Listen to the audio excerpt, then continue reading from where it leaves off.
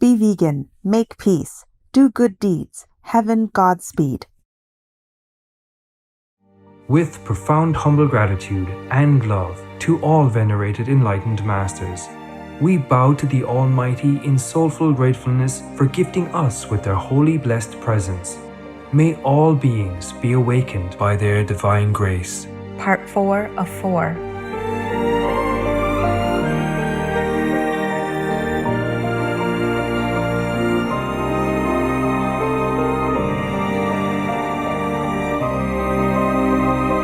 Etc. Our programs offer many languages. Please visit suprememastertv.com/schedule. Nos programmes offrent plusieurs langues. Veuillez visiter suprememastertv.com/schedule. Nuestros programas ofrecen varios idiomas. Visite suprememastertv.com/schedule. Тэн хэлээр гардаг зочлог хаяг suprememastertv.com/schedule. Supreme Master Chunhai's lectures are not a complete meditation instruction. Please do not try alone. For free of charge guidance, please visit godsdirectcontact.org or contact any of our centers near you.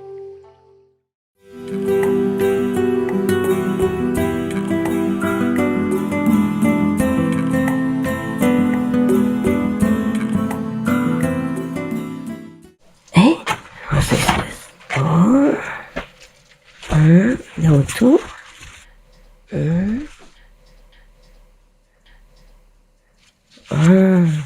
Oh, somebody give me more or something? I didn't see all this before. It's very good. That means you have a lot of story. Okay, thank you whoever does. Oh, there you go. Today we have spoken about the sixth perfection and the power of the Buddha who can control the minds of our beings. Control but not dictate. So you can see some of you still very fresh with me still, huh? You can express your opinion, but mostly it's wrong opinion. Anyway. But you will ask me why the Buddha cannot control some of them. Like Devadatta, his cousin who always tried to harm him. Or others like heretic people, a group outside of his group. And others who contradicted him or went against him. Yeah, or tried to harm him in different way. You ask me like that, right? You would, huh? You don't dare, I know, but I asked for you because we don't have Anand here. That's the problem. In order to ask good question, you also need to have a good level of consciousness, no? Yeah. Anand, even though in the Buddhist Sutra it says that he did not get fully enlightened until after Buddha Nirvana. Yeah. But he has his Buddha heart inside him, hidden somewhere. That's why. He probably subconsciously he wanted to hide or to delay his enlightenment, a complete enlightenment until the Buddha Nirvana, so that he can concentrate on the task of serving the Buddha. It's a kind of offering, sacrifice inside. Otherwise, if he's too enlightened, like Sariputra or Maudagalayana or Mahakashipa, for example, then they would go all over, to deliver other beings. They would concentrate more on the task of saving other beings instead of serving the Buddha so humbly, devotedly, and loyally. No, don't you think so? Yeah. Different mission, different task. I guess that's what it was. Yeah. Otherwise, how come the Buddha just entered Nirvana and the Sangha kicked him out because he's not enlightened enough? And then he went sit in the forest just a day or two, enlightened. Isn't that miraculous? Yeah. And remember every word that he heard in the Buddhist assembly, when the Buddha was still alive. Therefore, I suspected, that he did that on purpose. Not consciously, but like in his mind, in his So he wanted to delay his enlightenment. I suspect it. Yeah, I think it's correct, no? Don't you think so? Yeah. You see, so the Buddha can only help, to train, not really control, but to train the mind and the body of whomever entrusted himself to him, to the Buddha. So the Buddha even also did not, will not want to interfere in humans' free will. Otherwise, so much power, he could change the whole world. But it's not to do that. Human beings or other beings on the planet has to evolve, naturally. It's better that way. Number one. Number two, if the Buddha wants to save all of them, then he has to reincarnate again. Remember what I told you before? To go through a lot of suffering again, sacrifice again, to have affinity with them. Then he can deliver them. I wish the Buddha take a rest. It's too much work, too much sacrifice, so many aeons of time in order to save, just some people. This is really incredible. Incredible. Né? All these stories that I told you, this is incredible. But that is just him. I don't hear that Sariputra had to do that. And poof, like that, he just went to Nirvana. Become a Buddha and also enter Nirvana, mean freedom forever. Nirvana mean a state of desirelessness, of, never die, never leave, never come, never go, nothing happen, yeah. So Sariputra obviously had, had a relationship with Buddha before, né? According to the story we heard. But nevertheless, he never had to sacrifice so much to attain Nirvana. So a Buddha is something else, Yeah, Sariputra can attain some enlightenment and can attain Nirvana, okay. But he probably did not have the power that the Buddha has. Yeah, because the Buddha has to sacrifice a lot of millions, billion, trillions of lifetime in order to accumulate all this merit and power that goes with it. You see, Sariputra can attain Nirvana, can attain complete enlightenment, okay, but doesn't have all this compassion, doesn't have all this power to save other beings like the Buddha did. Remember, he even denied one of the person who wanted to become a monk because he's too old. Not because he's too old, but because he thought, he and a lot of the great disciples of Buddha at that time refused that man to become a monk, to let him become a monk in the assembly, because he's kind of useless. He cannot do much for the Sangha. He cannot help even 1/3 of whatever work that is required. I thought we are monk doing nothing. I thought if we became monk meaning doing nothing, no? Even at the Buddha time has to do work. You hear that? Yeah, the Buddha did not say that. And other monks did not say that. And in the Sutra did not say, okay, you become monk, but you must work. They did not even say what work. But through some of this leaking story, and this is what you say, Sutra leak, we have seen that, huh? The monks has to work, probably cleaning the yard, sweeping the cave, or preparing the assembly area, yeah, or assigning, like who sit where and how many people. Why are you laughing? So familiar. But these are not monks who are doing it. It's you guys doing it yourself differently, But still, probably at that time the Buddha doesn't have lay people around, So when the lay followers come, they just sit, and listen, and then they bow and withdrew. Every story I heard that people respectfully bowed to the Buddha and then went home. So I guess they cannot stay because Buddha doesn't have house. And even people they excuse me, this is for my throat, my sore throat and cough. I took a lot of medicine. Oh God, more medicine than food these few days. That's what I don't like about being sick. Okay, you lost your enthusiasm, lost appetite, eat very less, and take a lot of medicine, and it's sometimes ruin your body resistance. But I could sit there and heal myself, and all that will take forever, and then I won't see you. So I take the shortcut, quickie, recover in 2-3 days. And then I can come out, happily smiling, talk to you, and then you're happy.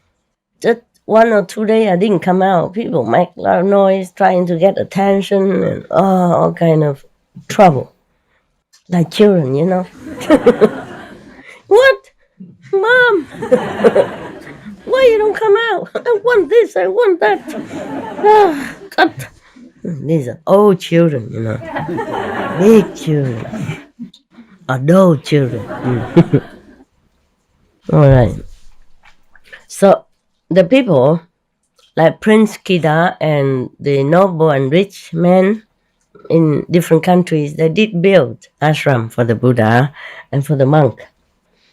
And they make some small meditation stupa or some resting place, with cover, roof and wall so that they don't get wet in rainy season. I don't get cold in summer. Yeah, they did build them. But just enough for 1,225 or 50 monks, remember? And then keep increasing more monks, yeah? So maybe 1,260, 1,300, or 500. And that's max. And if the lay people stay there, they had nowhere to stay. And nobody cook for them like we do here. No? That's a good business. I like.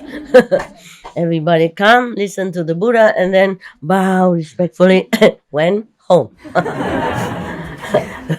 Very wonderful.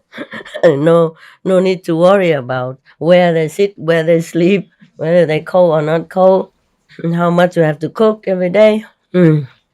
Buy food and store food and cook food and eat food and digest food and then worry about the rest of the food after. Oh man, it's too much. No wonder they call the toilet the restroom. The rest of anything there. The restroom. Wow. Now I understand. The rest room. Okay. It's a lot of work, Think about it, huh? Yeah. So you think you just bring your butt here, sit there, and then I'm a Buddha. And everybody else, less Buddha has to cook for you, work for you, sweep the floor for you, take care of your bus, everything else. Yeah. All right, so what I was talking before, what was that? Huh? Hello? Buddha cannot control. Okay. Yes. Because in this country, in this world is the ruling party. The ruling party is Maya. Maya unique party, It's a one party world. Just like in some country. It's nothing new. Okay? Some country have 2-3 parties. So they have contradicting views and therefore they're building each other and more democratic. And some country have only one party. Yeah. If you can have one, why two? Making more trouble, right? More names, more personnel. Why? Okay, one party. So in this world, it's like that. One party. Maya party. Okay? Whoever don't belong to it, being in trouble. Whoever belong to it, seem to be better off.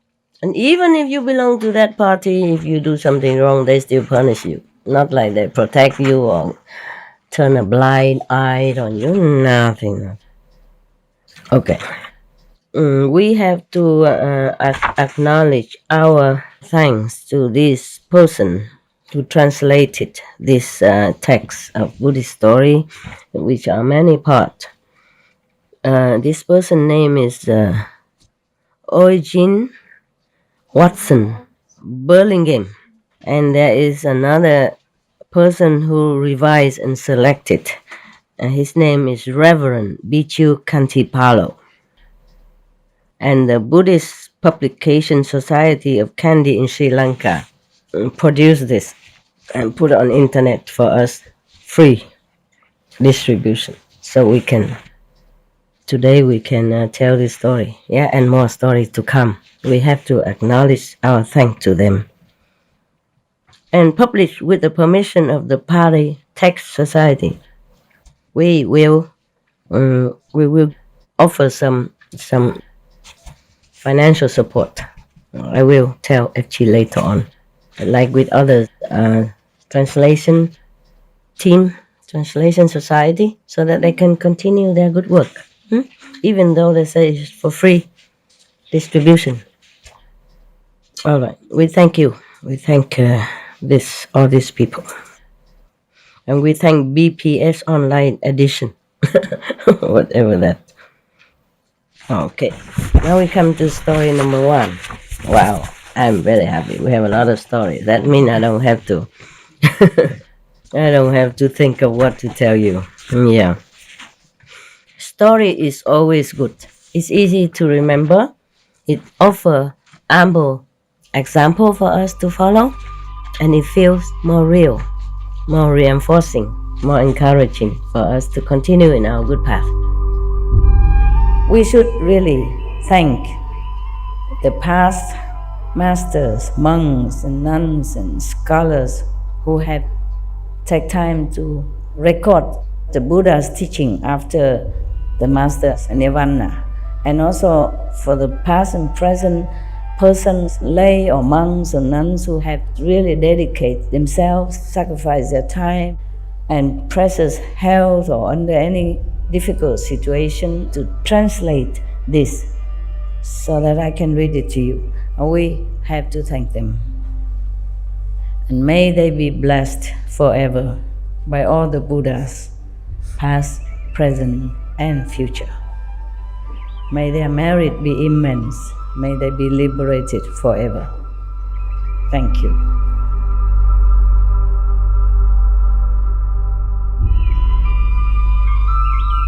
According to Buddhism and the believer and the tradition, when you read sutra and all that, you have to put on incense, flower, and bow to the sutra first and thank all the Buddhas and Bodhisattvas in 10 directions, all respectfully, before you read it, okay?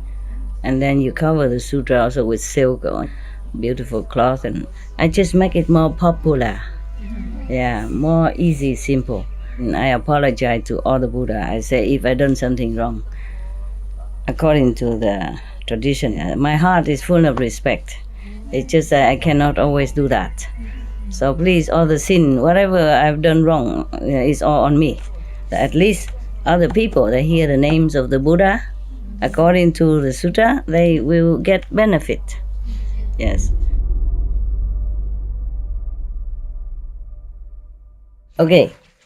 This story about making good karma. This story is about Magha. By heedfulness, by mindfulness, did Magha go to the lordship of the gods? Yeah, this instruction was given by the teacher while in residence at the summer house near Vesali with reference to Shaka, king of God.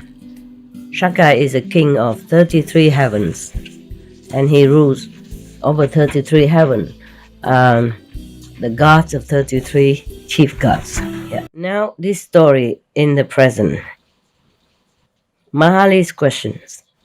A Lichavi prince named Mahali, who lived at Vesali, hearing the teacher recite the Sutra entitled Shaka's question, he thought to himself, maybe one of his teachers, the Supreme Enlightened One, mean Buddha, has described the great glory of Shaka Shaka or Chakra is the same.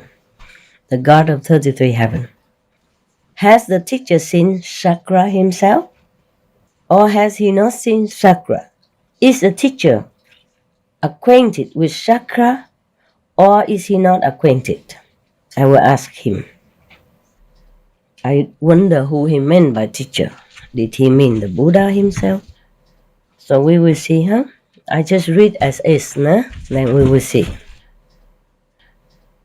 So the Lichavi prince Mahali drew near to where the exalted one was, and having drawn near, saluted the exalted one, or the word honored one, or the Buddha, or the enlightened one, is all the title of the Buddha, Shakyamuni Buddha, or most of the Buddha who has attained complete enlightenment. And then having drawn near, saluted the exalted one and sat down on one side. And having sat down on one side, the Lichavi prince Mahali spoke thus to the exalted one. Reverend sir, I wonder exalted one mean the Buddha or not, or even not. This is not very clear, this translation. Probably it's for the Westerner mind, Buddha. Teacher is okay. Buddha, what? Master, no. And even Supreme Master, what? So, maybe they translate it as teacher, but maybe it's just another one.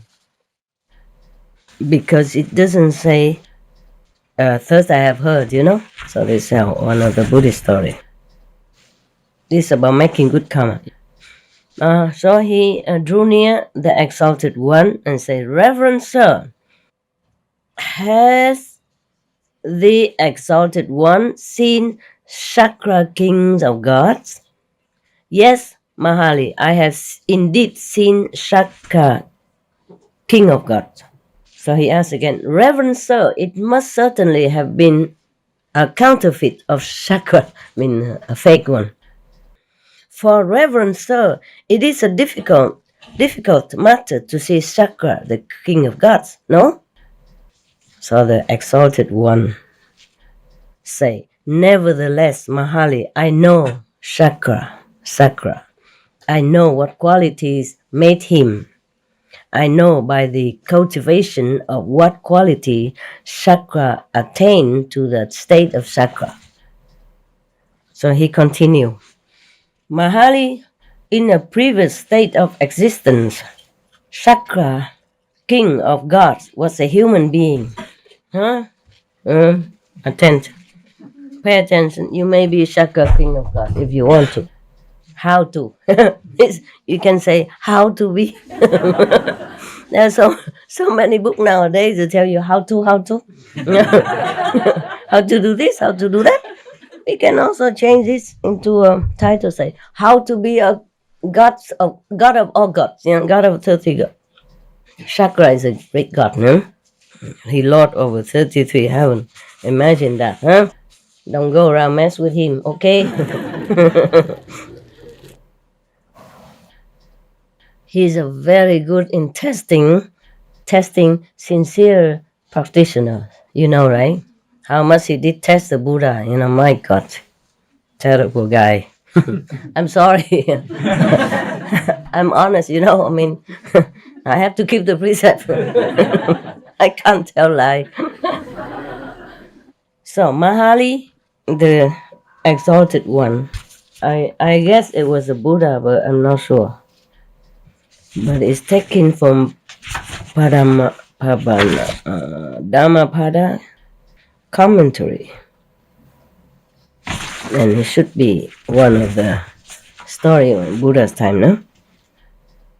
Mahali, in a previous state of existence, Shaka, king of gods, was a human being.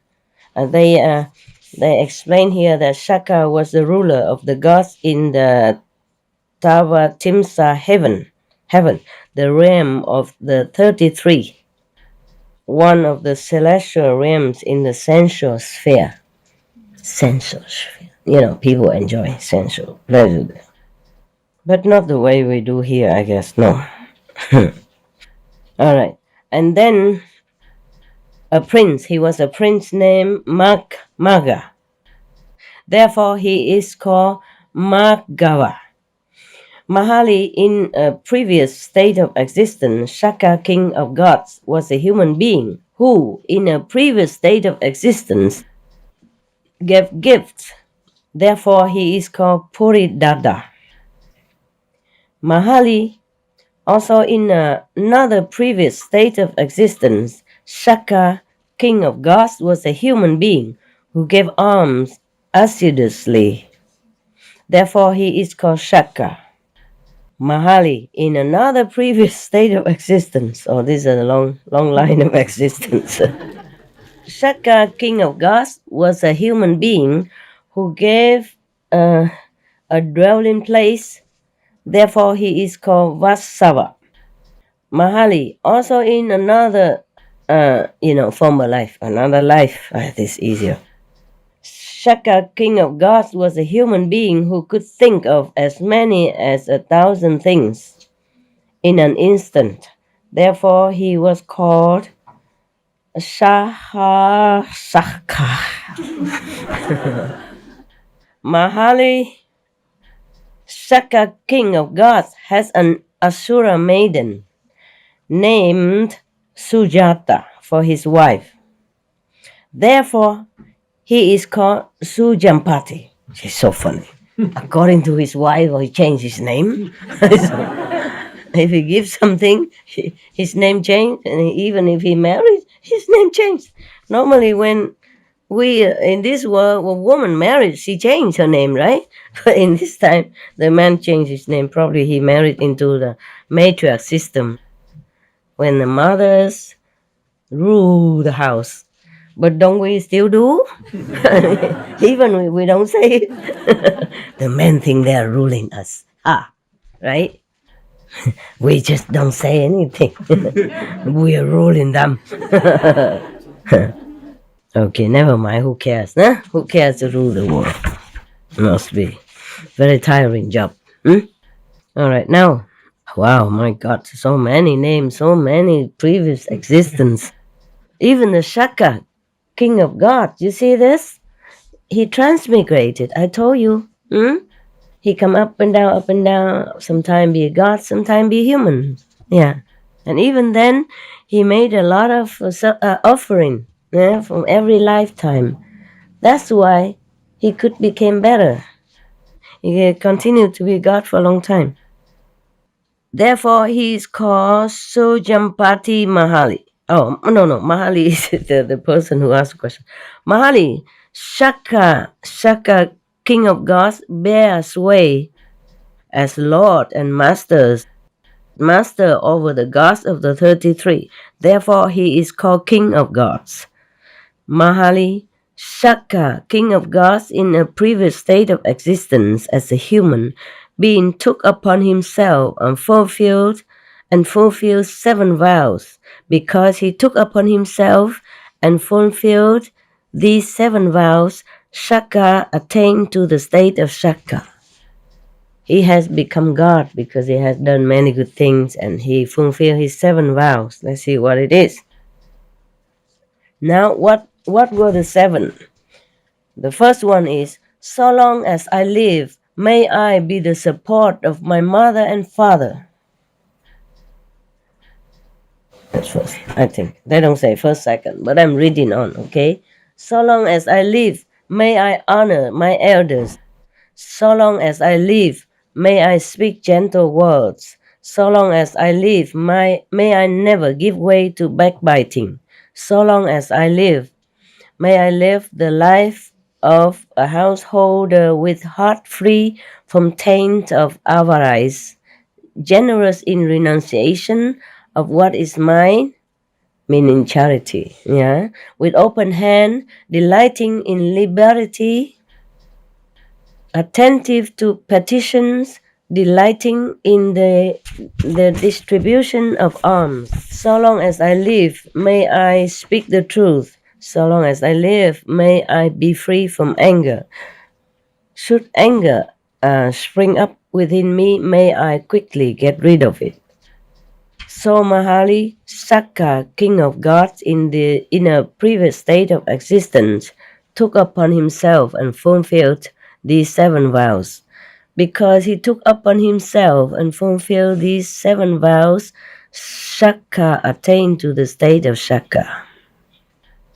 If a man support his mother and father, if he honor his elders in the household, if he be gentle and friendly in conversation, if he avoid backbiting, if he steadfastly put away avarice, right? Greedy, huh? Greed, right? Yeah. If he be truthful, if he conquer anger, such a man the gods of 33 call a good man. Don't we know that? So if you do all that, then maybe you become a god, no? It's easier than sit here and eat vegan. Huh? No?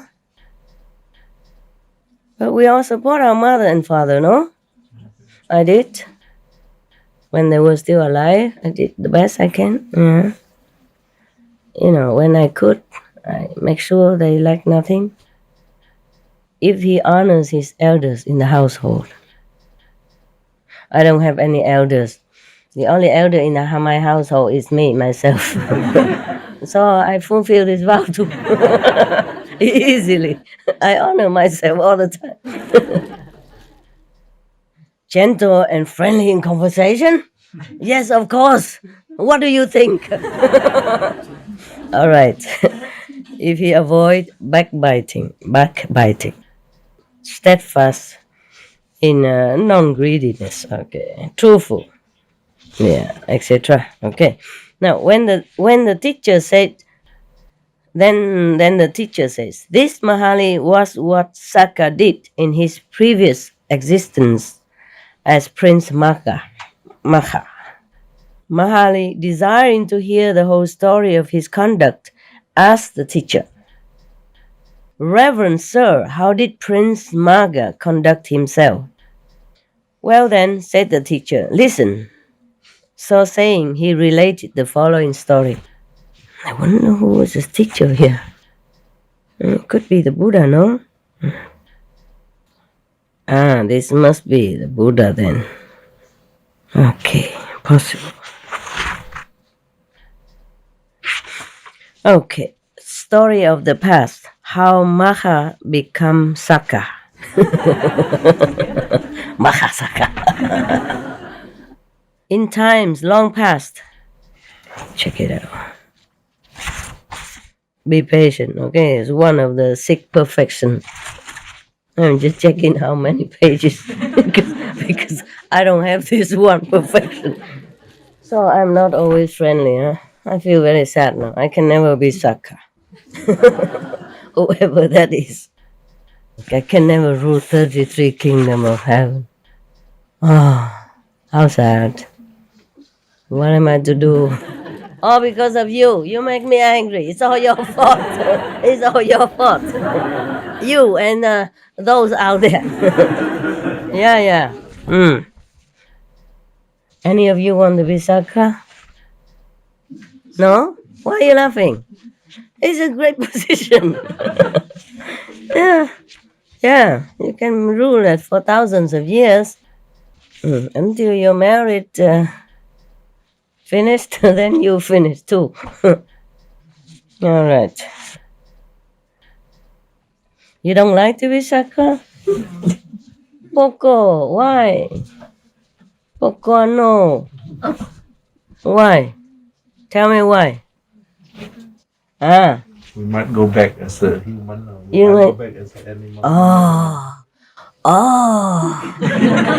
Very wise. Indeed. So I also don't want to be Sakka God now. Yeah, I changed my mind. No want. You can keep it.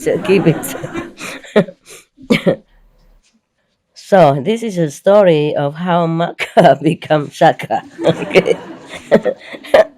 In times long past, a prince named Magha,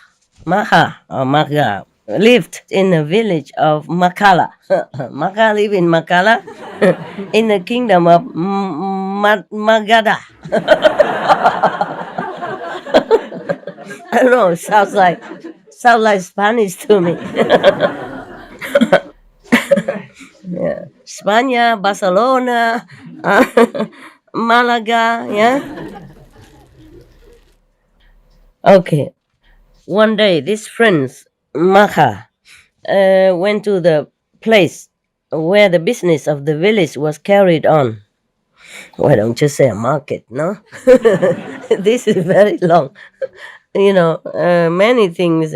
Took upon himself and fulfilled these 7 vows because he took upon himself and fulfilled these 7 vows, therefore. It's a lot of words. Yeah. The person who translated, really very diligent. Do not miss out one word. Translate it one by one. Very respectfully. Yeah. All right. So he went to the market. He removed with his foot the dust from the place where he stood, and having made a comfortable place for himself, stood there. Why did he have to do that? Okay. Thereupon another struck him with his arm, pushed him aside, and took his place. But instead of becoming angry at the man, he made another comfortable place for himself and stood there.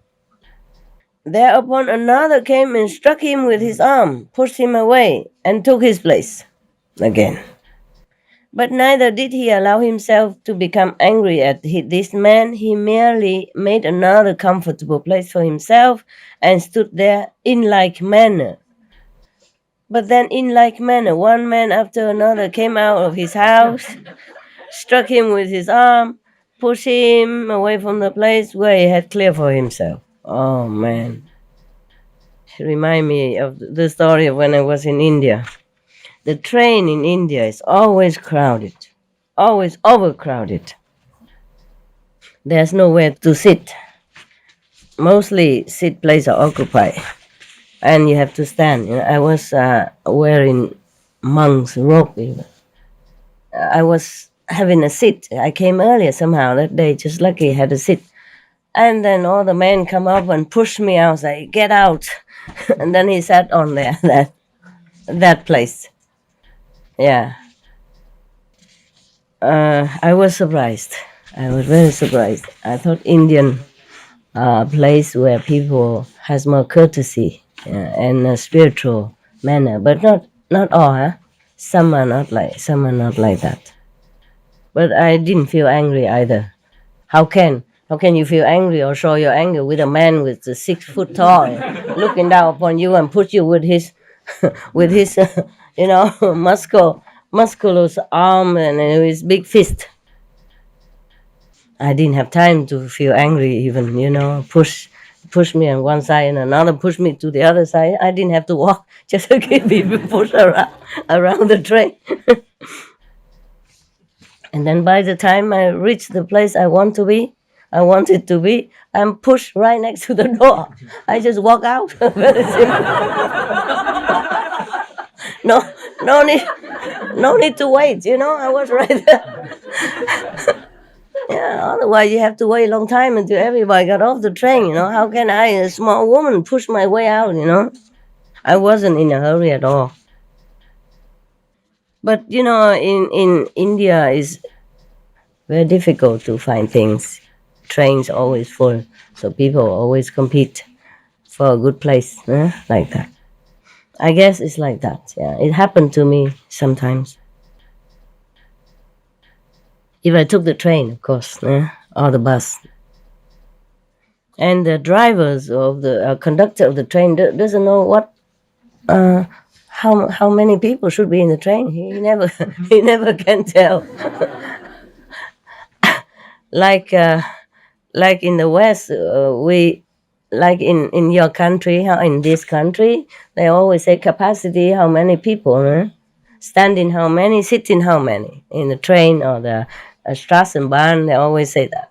In India, they don't read this kind of thing. What for writing it? So they don't bother. It's a free country, truly very free. You do what you want. Nobody say anything. No rule. And the car can drive any way they want. If you can drive, you just drive. Who cares? Who cares how? And later they make more regulation for driving because a lot of accidents happen. No driver license and no rules and all that. In some big city, it's a problem. We're going back to India again. The prince then thought to himself, after being pushed around like that, he was thinking to himself, all these men appear to be pleased. When they took his place, of course, no? After he cleaned it already and make it comfortable, they came and just took it. Of course they're pleased. Since this work of mine conduces to the happiness of men, it must be a meritorious work. He was proud of himself. I wasn't proud on that train. I was thinking, my God, where are they pushing me? Okay. Did not have time to be proud and thinking. Okay. So on the following day, he took a spade and clear a big empty space as big as a threshing floor, probably football field, something like that. Okay, a threshing floor is a place where they clear very big so that people can thresh their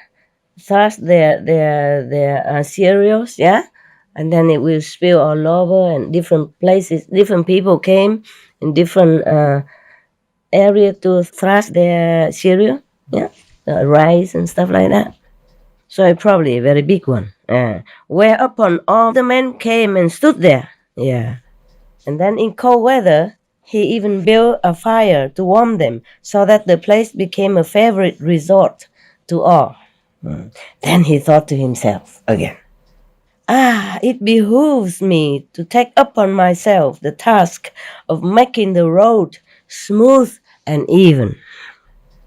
So early in the morning, he started out to make the road smooth and even, cutting down and removing all the branches of trees that needed to be removed. Thus he did spend his time. I wonder, why is he a prince? Doesn't he have any, assistant or horse to carry out work for him? Probably in the old time, huh? Old time prince, huh? Yeah. In Africa, I met some princes. They don't look like princes. They're working like you and I. And some princes, stem from Africa, different tribes. Yeah. And I met the king, one of the kings. He just lived in one of the normal huts. He had 7 wives. Nevertheless, they are all very coordinated, harmonious. Together, the wives. Well, at least when I was there, in front of me. Behind, I don't know. Okay, I cannot tell you. Another man saw him and said to him, Master, what are you doing? So he replied to the questioner, Master, I am treading the path that leads to heaven. So the other guy said, okay, I want to be your companion. Because they translate a little difficult, so I make it simple. Be my companion, master. They call each other master, politely. Yeah. Maybe sir nowadays. Call each other sir. Be my companion, master. Heaven is a pleasant place for many. He was thinking that making meritorious deeds, he will go to heaven. That's why he say he's walking the path toward heaven. Yeah. Seeing the two, a third man asked the same question, received the same answer, and joined them the same way, and then a fourth, then a fifth, until finally there were 33. Now we know why. Yeah.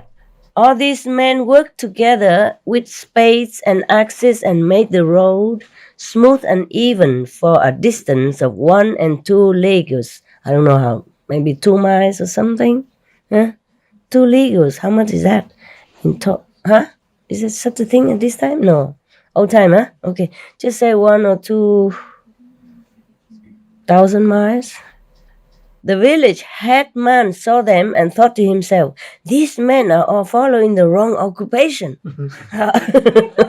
Yeah, he worried about tax, tax paying, If they keep digging like that, they don't pay tax, no? Right? If they would only fetch fish and flesh from the forest, or indulge in strong drink, or do something else of the sort, I should make something by it. Yeah, I knew it. You see what I mean? Meaning these men are useless, paying no tax. So he sent for them and asked them, "What is it that you are doing?" "We are treading the path to heaven, master." "That is no proper occupation for men, living the lives of laymen. What you should do is to bring fish and flesh from the forest, indulge in some strong drink." Alcoholic stuff. And enjoy a generally good time. But they refused to follow his suggestion, and the more he urged them, the more firmly they refused to do as he suggested. Finally, the village headman became angry. "I will destroy them," he said. So he went to the king and said to the king, "Your Majesty, I see a band of thieves going about committing depredations." The king replied, "Go and catch them and bring them before me." Oh, poor king. No? This is a problem when people give wrong information. What to do? So the village headman arrested the 33 youths and took them before the king without instituting an inquiry into their conduct. The king gave them the following order: cause them to be trampled to death by an elephant. Just because he's a headman of a village, so the king believed him instead of believing the young people. Because it's, prejudice, no? Probably people always think, okay, young people, they're always up to no good, Many of them now going stealing or doing something bad. Just like in some countries, people always have an impression that the black youth are, up to no good. The dark-skinned young people are bad, or even old or middle-aged black men are no good. If some police report them as no good, then somebody believes that he's no good, definitely no good. And therefore, a lot of sad incidents happen because of the color, because of the age, because of prejudice of humans. Just like that. Thereupon, Magha admonished his companions as follows: "Friends, we have no refuge but love. Therefore let your hearts be tranquil, cherish anger towards no one. Let your hearts be full of love for the king and the village headman and the elephant that tramples you under his feet." The 33 youths followed the admonition of their leader. Such was the power of their love that the elephant dare not approach them. When the king heard of this, he said, "If the elephant sees so many men, he will not venture to trample them under his feet." Maybe he's scared of the crowd, yeah? "So have the men covered with heavy matting and then order the elephant to trample them." So they don't see many men, so maybe he dares to do it. So the village headman had the men covered with heavy matting and drove the elephant forward to trample them. But when the elephant was yet a long way off, he turned around and went back again. When the king heard that what had happened, he thought to himself, there must be some reason for this. So he caused the 33 youths to be brought before him and asked them, "Friends, is there anything which you have failed to receive at my hands?" They replied, "Your Majesty, what do you mean?" The king said, "I'm informed that you are a band of thieves and that you rove around the forest committing depredations." So, "Your Majesty, who said that?" "Friends, the village headman so informed me." "Your Majesty, it is not true that we are thieves." The fact is, we are clearing a path to heaven for ourselves, and we do this and that. The village headman tried to persuade us to adopt an evil mode of life, and when we refused to follow his suggestions, he became angry at us and determined to destroy us. Yeah, it's not easy to do good things in this world, huh? It's not all that. Everybody praises goodness and holiness and how you say wholesomeness and even charity work, but it's not always easy to do. Even in our group, sometimes it happens. It's very funny, more funny sometimes. Sometimes it's very sad, but sometimes it's very funny. Yeah, because people hear this and that, and they don't prove the truth. They don't prove it. Yeah, and they don't check they don't fact check, and they just believe it. And that's a problem. And it's so funny, It's American newspaper. They even say Clinton is a son of one of the nurses, and that is a different father and all that kind of stuff. They just speculate. It's so funny. That was probably during the voting time, and they say Obama didn't have a birth certificate even. Remember? That he's probably smuggled through the border of Mexico. Who knows?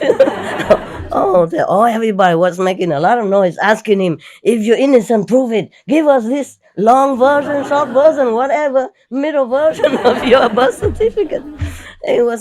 And then they insisted until they had it. Oh, man. Because he's black, also, huh? Yeah, but I'm not black. Also in trouble. I'm yellow. That's another problem. And even it happened inside our group. It's this very funny thing. Now it's funny, but at that time, I didn't know what to say, And at that time, just recently, you had a retreat in SMC, yeah? Before we moved here. Yeah.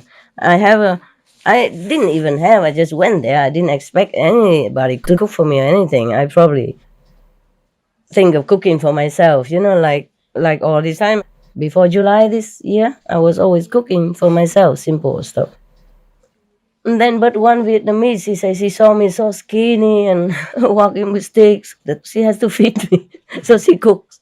And then she had to go soon. And so I didn't know. They tried to arrange somebody else to cook for me somehow.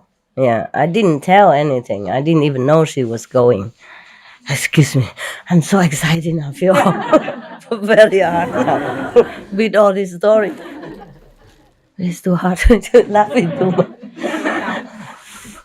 Too excited, thinking of the story made by air. Yeah, people can live by air, breatharians, or maybe also humanitarian, humor breatharian, humanitarians, like make air, make story from air, make story from nothing. Yeah, it's cool. I want to tell you the present story, the new story, and in August, sometime in August, or the end of August, almost before we came here, the sister who cooked for me everyday Vietnamese, and she's going, so they arranged for somebody to come. Well, I don't know. They say somebody will come from America. I say, what's her name? They say Nguyen, Vietnamese. And the sister say, Master, every Vietnamese named Nguyen. I say, who is that? She say, we don't know. We just say Nguyen. So she say, Master, everybody in Vietnam is Nguyen, just like every Korean is Kim. Even vegetable they eat is kimchi. So we were laughing so much. I want to tell you the present story, new story. And in August, sometime in August or the end of August, almost before we came here, the sister who cooked for me everyday Vietnamese, And she's going, so they arrange for somebody to come. Well, I don't know. They say somebody will come from America. I say, what's her name? They say Nguyen, Vietnamese. And the sister say, Master, every Vietnamese named Nguyen. I say, who is that? She say, we don't know. We just say Nguyen. So she say, Master, everybody in Vietnam is Nguyen, just like every Korean is Kim. Even vegetable they eat is kimchi. So we were laughing so much.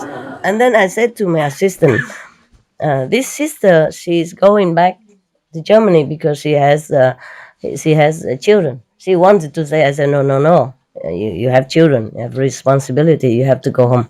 She said, oh, they're all big already, they can cook themselves. I said, yes, but they need you. Yeah, they need you to guide them until they die. Actually, it's like that.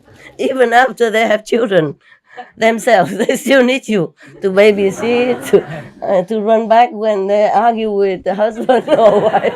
Yeah, to help them shopping, anything. They always need you until they die or until you die.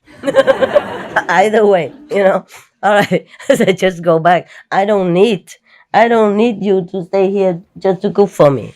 I have not needed anybody up to now. I cook for myself all the time. So don't worry, I won't die. I promise. So she say, yeah, but somebody's coming. Then you say Nguyen. Nguyen. All right. Then I said to my assistant, whoever comes, I don't care Nguyen or Kim, just tell her if she has children, she cannot stay for 3 months, until her visa finished. She cannot stay that long. They can take turns. If they really worry about me, they can take turns. Everybody comes, maybe a couple of weeks or something, but not to stay as long as the visa lasts. No. Yeah. So she came and asked the chef, the Taiwanese chef in the kitchen, that sister who is coming, does she have the new sister? The sister is coming, does she have children? And because I say, is she arrived already? Does she have children or not? And she came back and said to me, the chef, she said, Master, she has 2 children. Okay. I said, in that case, she cannot stay long, huh? And then later, I go and ask her what's her name. Full name, not Nguyen. Nguyen is, because then probably I know her, Not very many Nguyen, is it? Yeah, but there are a couple of Nguyens who cooked for me before when I was in America. So I want to ask her, maybe I knew her or not. And she came and asked, she said, no, it's not a Nguyen, it's a Juan. I said, we don't have Juan in Vietnam. Oh, you mean Huân? She said, yeah, something like that. I said, and she has 2 children, Master. Say what? Okay, then cannot stay. And then later she come back and tell me, oh, Master, she has no children. She say, completely free. She's free. She's not married. She's completely free. She can stay as long as she wants. Oh my God, just a few meters apart. And the 2-leg newspaper brought me the wrong news like that. Imagine. Because I already said, then she cannot stay. Maybe somebody else is better.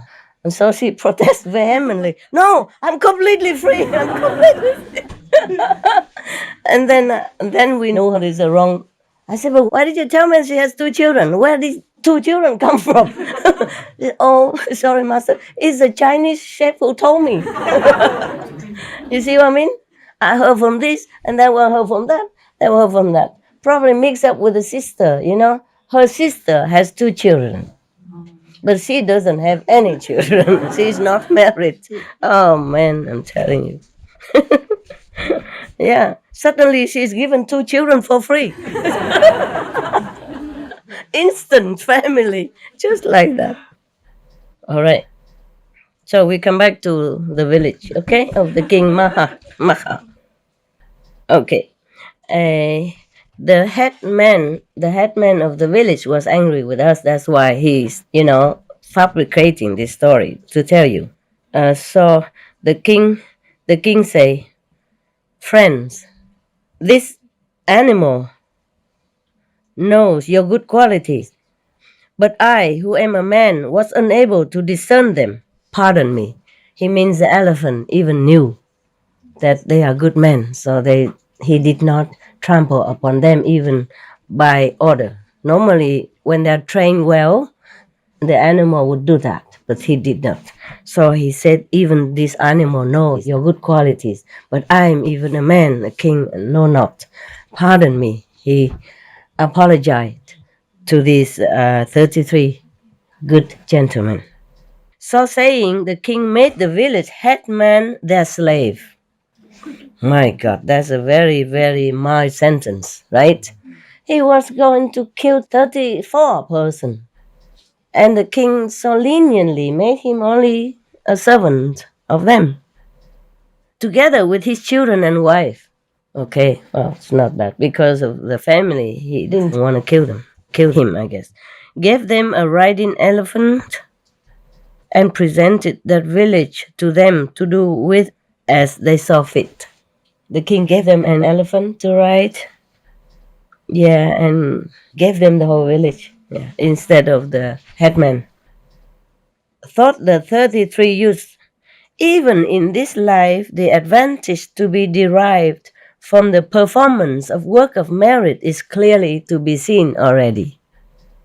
And mounting the elephant by turns, they rode about the village, which now became their village. As they went about the village, they took counsel together, saying, it is our duty to perform yet more abundant works of merit. What shall we do? Thereupon the following thought occurred to them.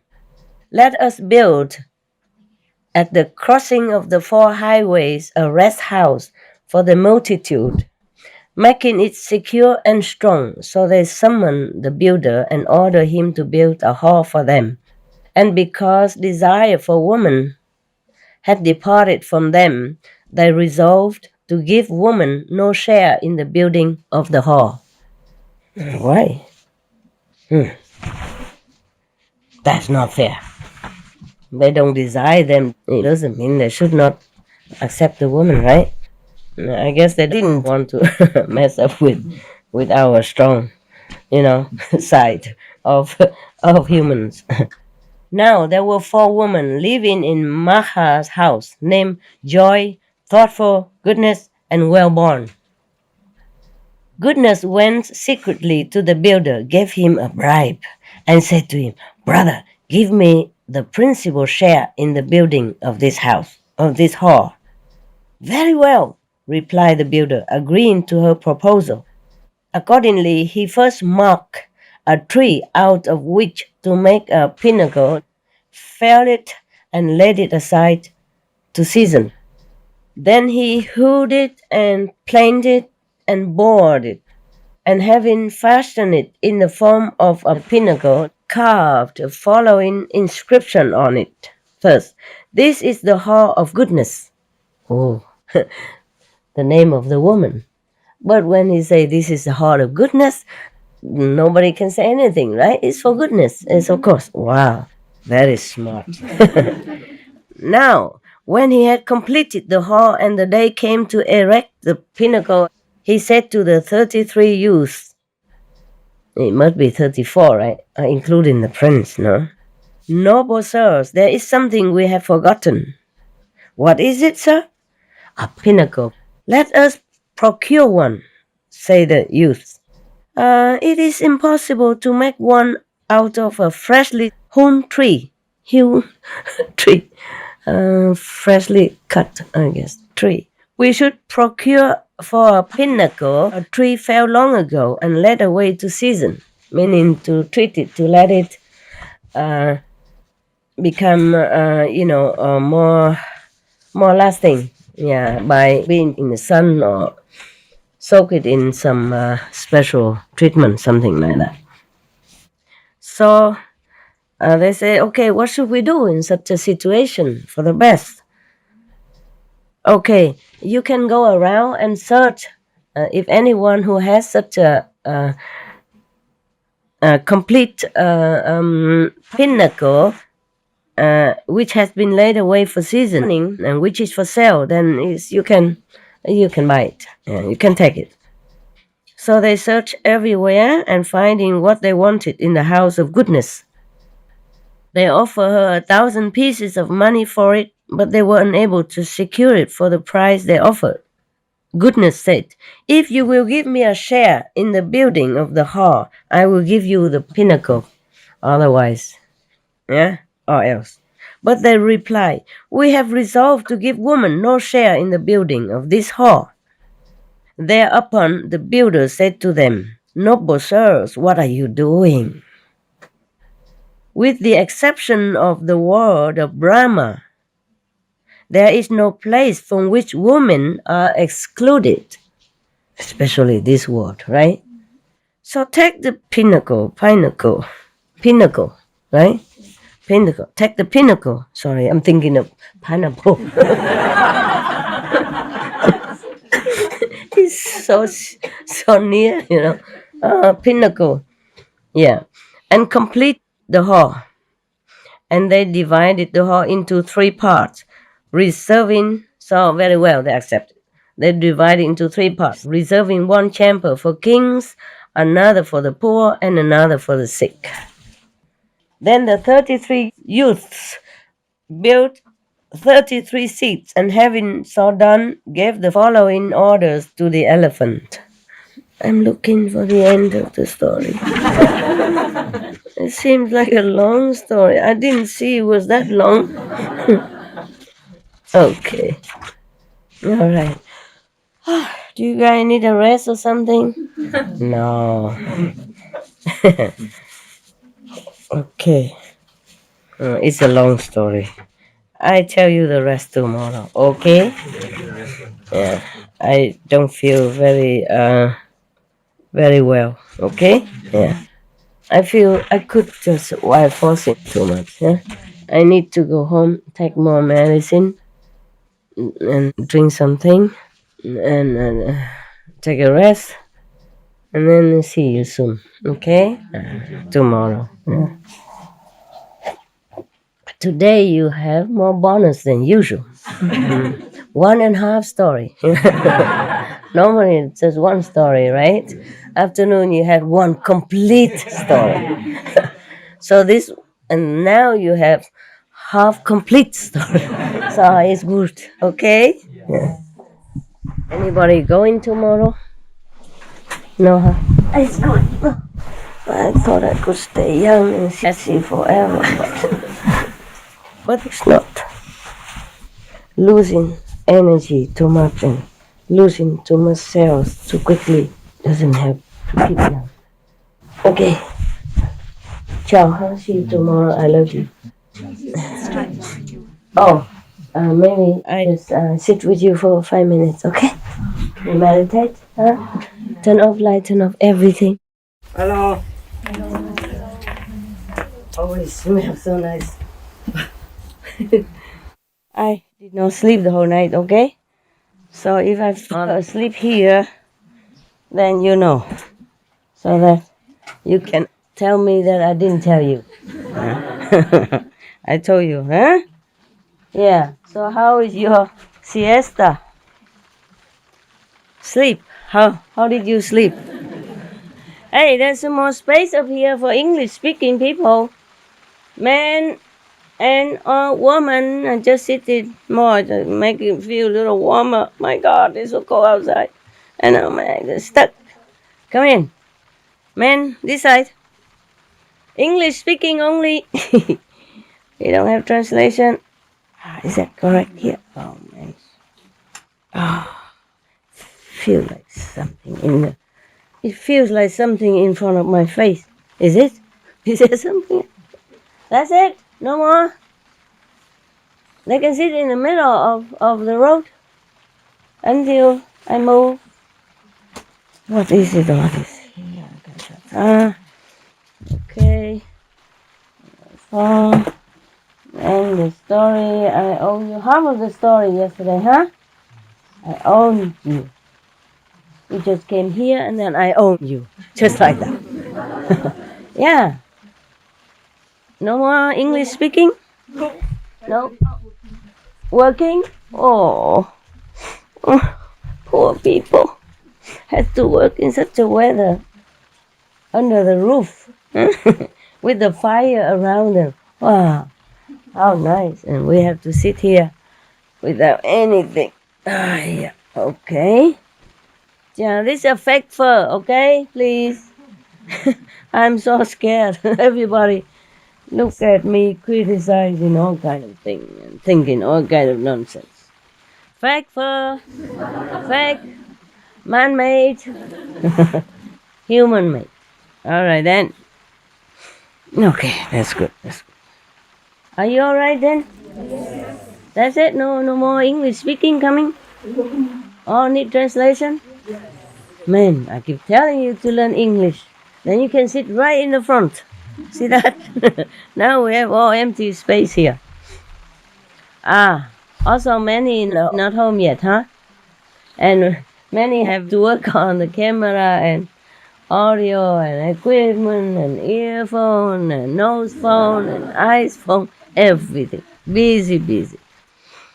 And I have been busy all the time up to now. Lucky we have enough space inside, huh? Oh, I'm so happy.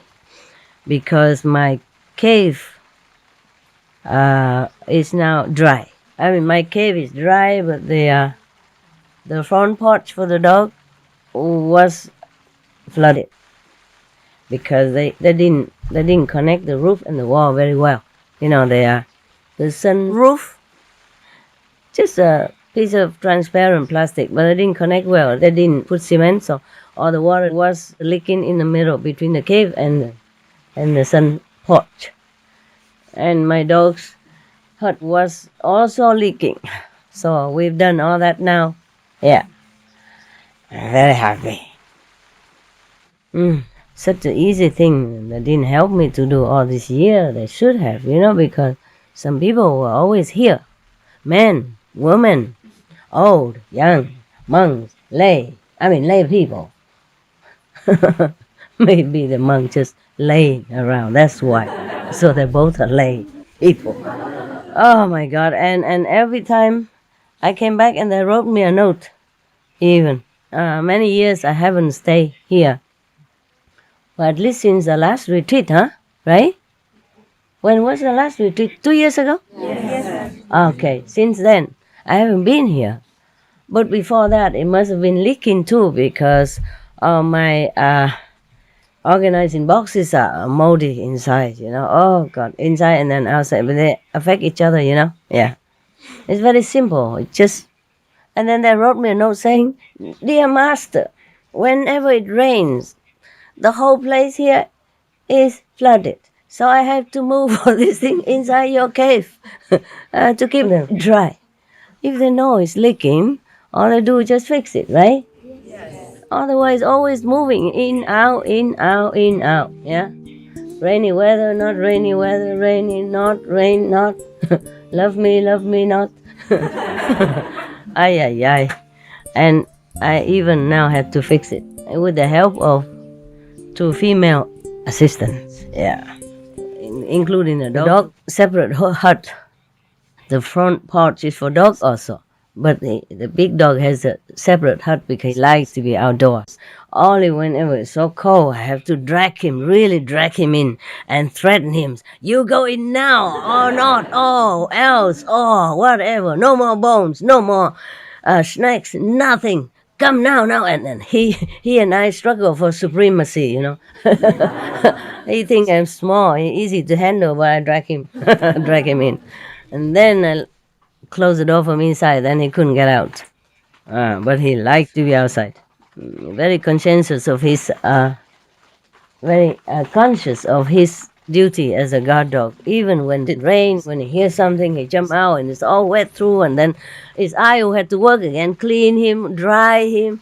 And then he went always looking in the bush, Lucky we don't have many bushes. And then come back like a flower, These are pretty thorns, very little ones, but they stick everywhere. The whole body is ... truly, thick. And I have to work again. He got me, but I am working like like his secretary. Oh, picking everything out. Ah, my God. Yeah. Talking about unconditional love. Yeah. People say dogs teach you unconditional love, correct? Yeah, they teach you how to love unconditionally and work unconditionally. Yeah. He eats my food, he sleeps on my bed whenever he likes. He just jump up and say, hey, it's mine. It's too late. Paw all over. Muddy paw prints it on my seat. And then I say, okay, then stay in bed. I go to the phone, I stay at the porch, and I stay on one of the little sofas. It's not really a sofa, it's those are organized in boxes, wooden, flat. And if you put like 2 rows, 6 of them or 8 of them, and then you put a mattress on, then it's a sofa, and inside I put things. Yeah? Otherwise I have no room. So I sat on that.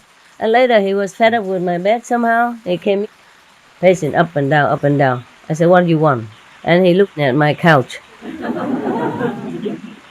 And then he was waiting, and then when I came in, picking something up on my couch, and then his paw again everywhere. Then I have to clean my bed, wipe it or change it. Yeah. Unconditional love indeed. Yeah. He just got a house with no need to guard at all, but he makes himself the guardian of the place. Before he came, I went away, locked the house, no problem. But now he feels like he's guarding it. And then I have to do the rest of the work. A lot of work. All he has to do is just walk in all around, and then I had to do a lot of work. Why me? I cannot keep calling the assistants because sometimes it's late at night, I let them sleep. Or even in the day, I cannot keep calling them, so I do it myself. But I'm so happy today because both places are fixed. It's so simple. Just span a canvas on top of the whole thing. And then there's no more leaking. See what I mean? The rain just comes down. Even there's a gap between, but it doesn't come in. Yeah, so simple. Same with the dog's roof. The dog's hut. Simple. 10 minutes, done. And they haven't done this all these years. So many brains make light work. But over here, it's make heavy work. As they say, if you want to do something, well, you have to do it yourself, right? But just a leaking roof, my God. It's not like something very difficult. And we are spanning canvas and plastic roof everywhere, so they should know it. At least to protect it until I come back. And if I like it or not, I can always say, hey, it's not good, I don't like it. No.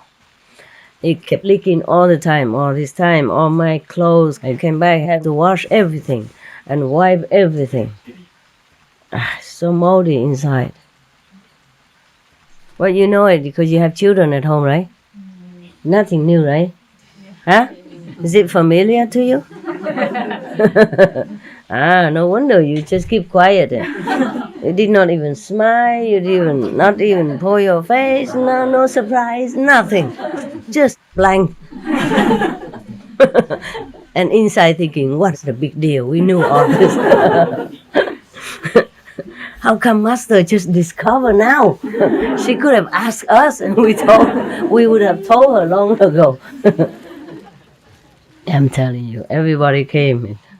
A lot of people came into my life, into my ashram, into my surroundings, just to be the general or major, like in the army, then dictating everybody else what to do, or even sometimes dictate me because of habit, dictating everybody already, and when nobody else around, they dictate to me. Oh, thank you so much. Ay, I'm telling you. So where were we before? Can anybody remember? No? You prayed to Anand, maybe you could remember something? All right. I think we were at the 33 division, huh? And the pinnacle from the girl named Goodness. Yeah, she's so smart. Okay, so now they divided the hall into 3 parts anyway. One chamber for the kings, another for the poor, and another for the sick. Yeah, all right. So they treat the kings, the poor, and the sick the same. Not in the same place, but divided, having equal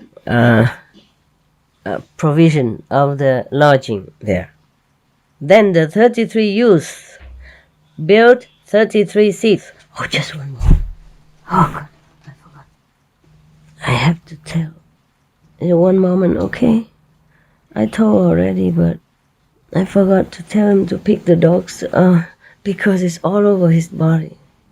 Like a blooming flower in springtime, all over his body. I thought he's not a white dog. He is like a, one with the spots. What's the name of that? Forgot. Dalmatian. Oh, God. Then the 33 youths built 33 seats, and having so done, gave the following orders to the elephant. Oh, they're giving orders to the elephant. If a visitor comes and sits down in a seat, take him and lodge him in the house of whoever builds and owns that seat. It then becomes the duty of the owner of that seat to see that his guests' feet and back are rubbed. Oh, wow. Oh, I like to go there. Massage. Yeah. To provide him with food, both hard and soft, and with lodging, to perform for him, in fact, all the duties of hospitality. Wow. Wow, nobody treats me thus. I'm going to complain very soon.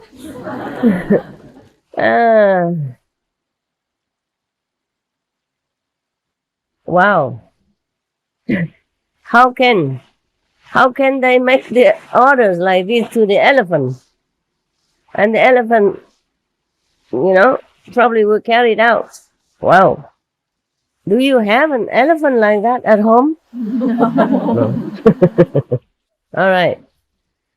Oh, I guess it's just a long time ago, elephant. They still drank clear and pure water from the stream or from the lake. It's not contaminated water like now, and they're not dosing them with a lot of antibiotics or whatever. Yeah. And I didn't even try to feed him with GMO food and make him all confused. No? So the elephant probably understood everything that we say. Or they can communicate with the elephant at that time, telepathically or something, or train him day in, day out. Accordingly, whenever a visitor came, the elephant would take him to the elephant. Only one elephant there. The elephant that the king gave to them. Remember? Yeah.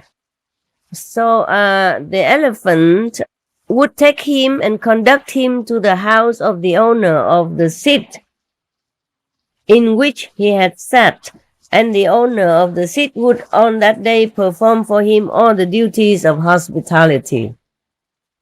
Wow. Owner of the seat. Yeah. So the 33 youths are taking turn, whenever it came to them, they went and massage the customer, the guest. Magha planted an ebony tree.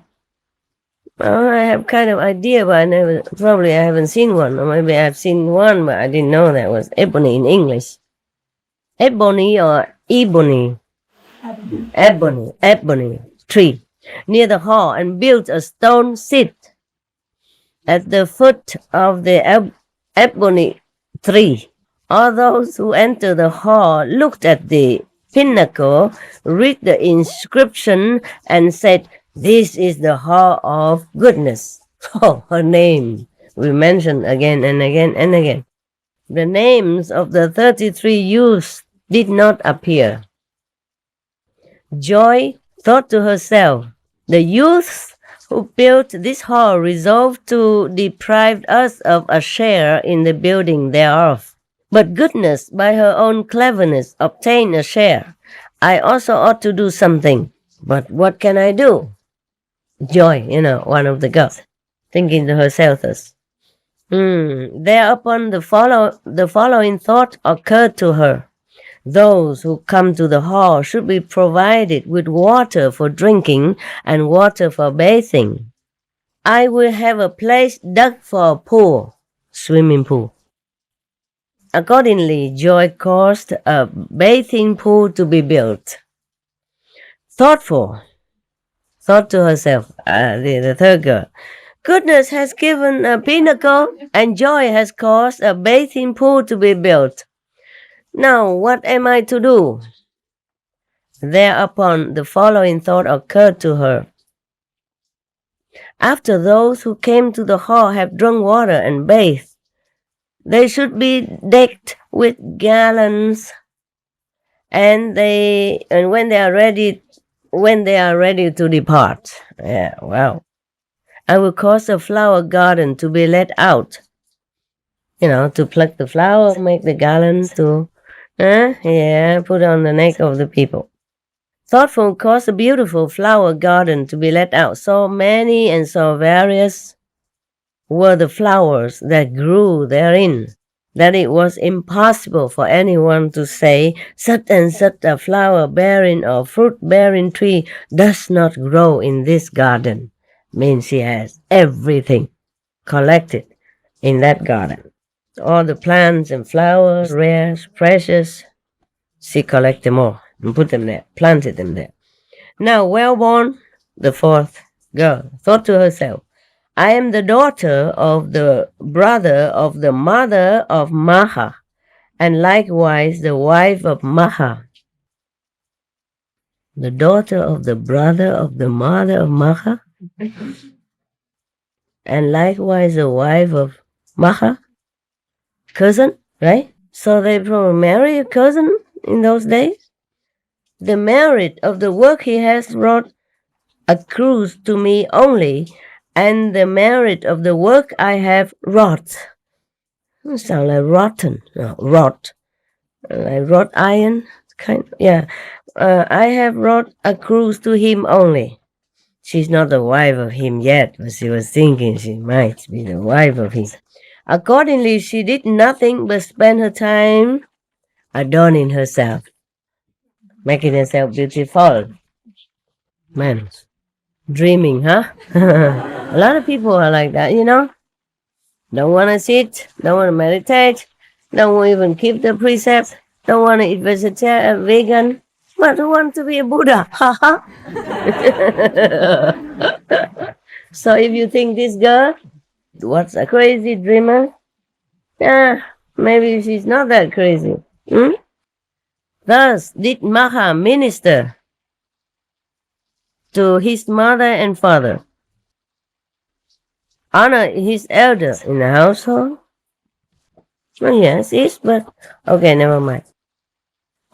Speak the truth, avoid harsh words, avoid backbiting, put away avarice, I guess hatred stuff, and not become angry. Even thus did he fulfill the 7 precepts, as it is stated. If a man support his mother and father, if he honor his elders in the household, if he be gentle and friendly in conversation, if he avoid backbiting, if he steadfastly put away avarice, if he be truthful, if he conquer anger, such a man the gods of the 33 call a good man. Why? Does it need 33 gods or the Shaka god to call him a good man? We can also call him good man, right? Can we? Yeah.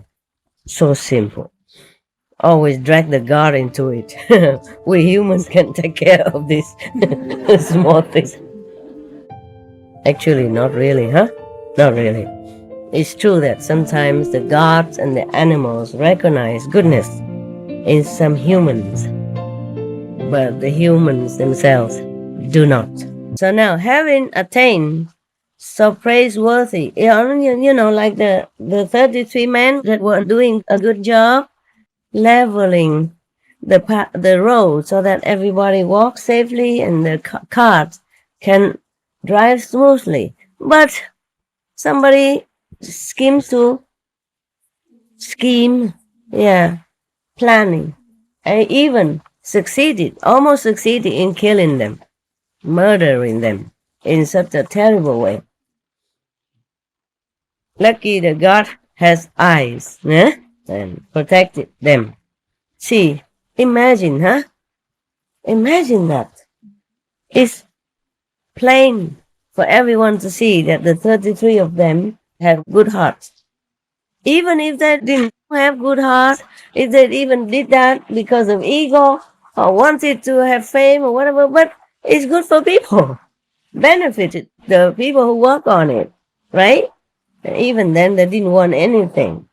They didn't proclaim everywhere. So meaning they did not even want any reward. They're just doing it for heaven's sake, to have reward in heaven. Oh, we all want to, no? Yeah. But that's not ego stuff. That's spiritual stuff, which is good.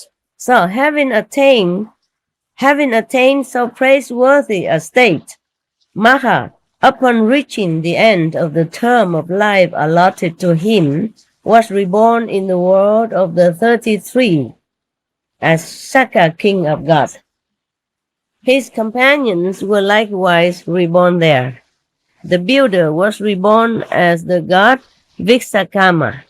Now at that time there were Asuras dwelling in the world of the 33, and when they learned that new gods had been reborn there, they prepared celestial drink for them to welcome.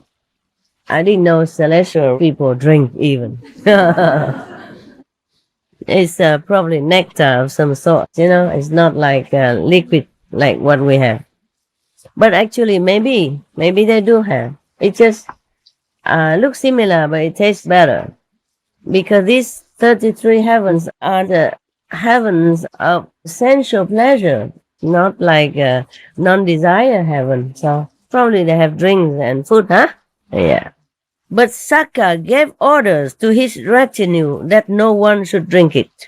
The Asuras, however, drank freely and became intoxicated.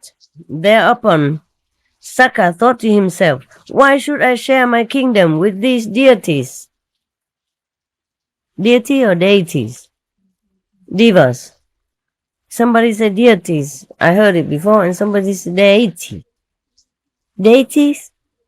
Yeah. Americans say deities. Yeah, you see that? Always make trouble for me. And We understand either. all right, good. Yeah, paradise. But it makes me unsure sometimes, especially when it's the word I don't often use. I became,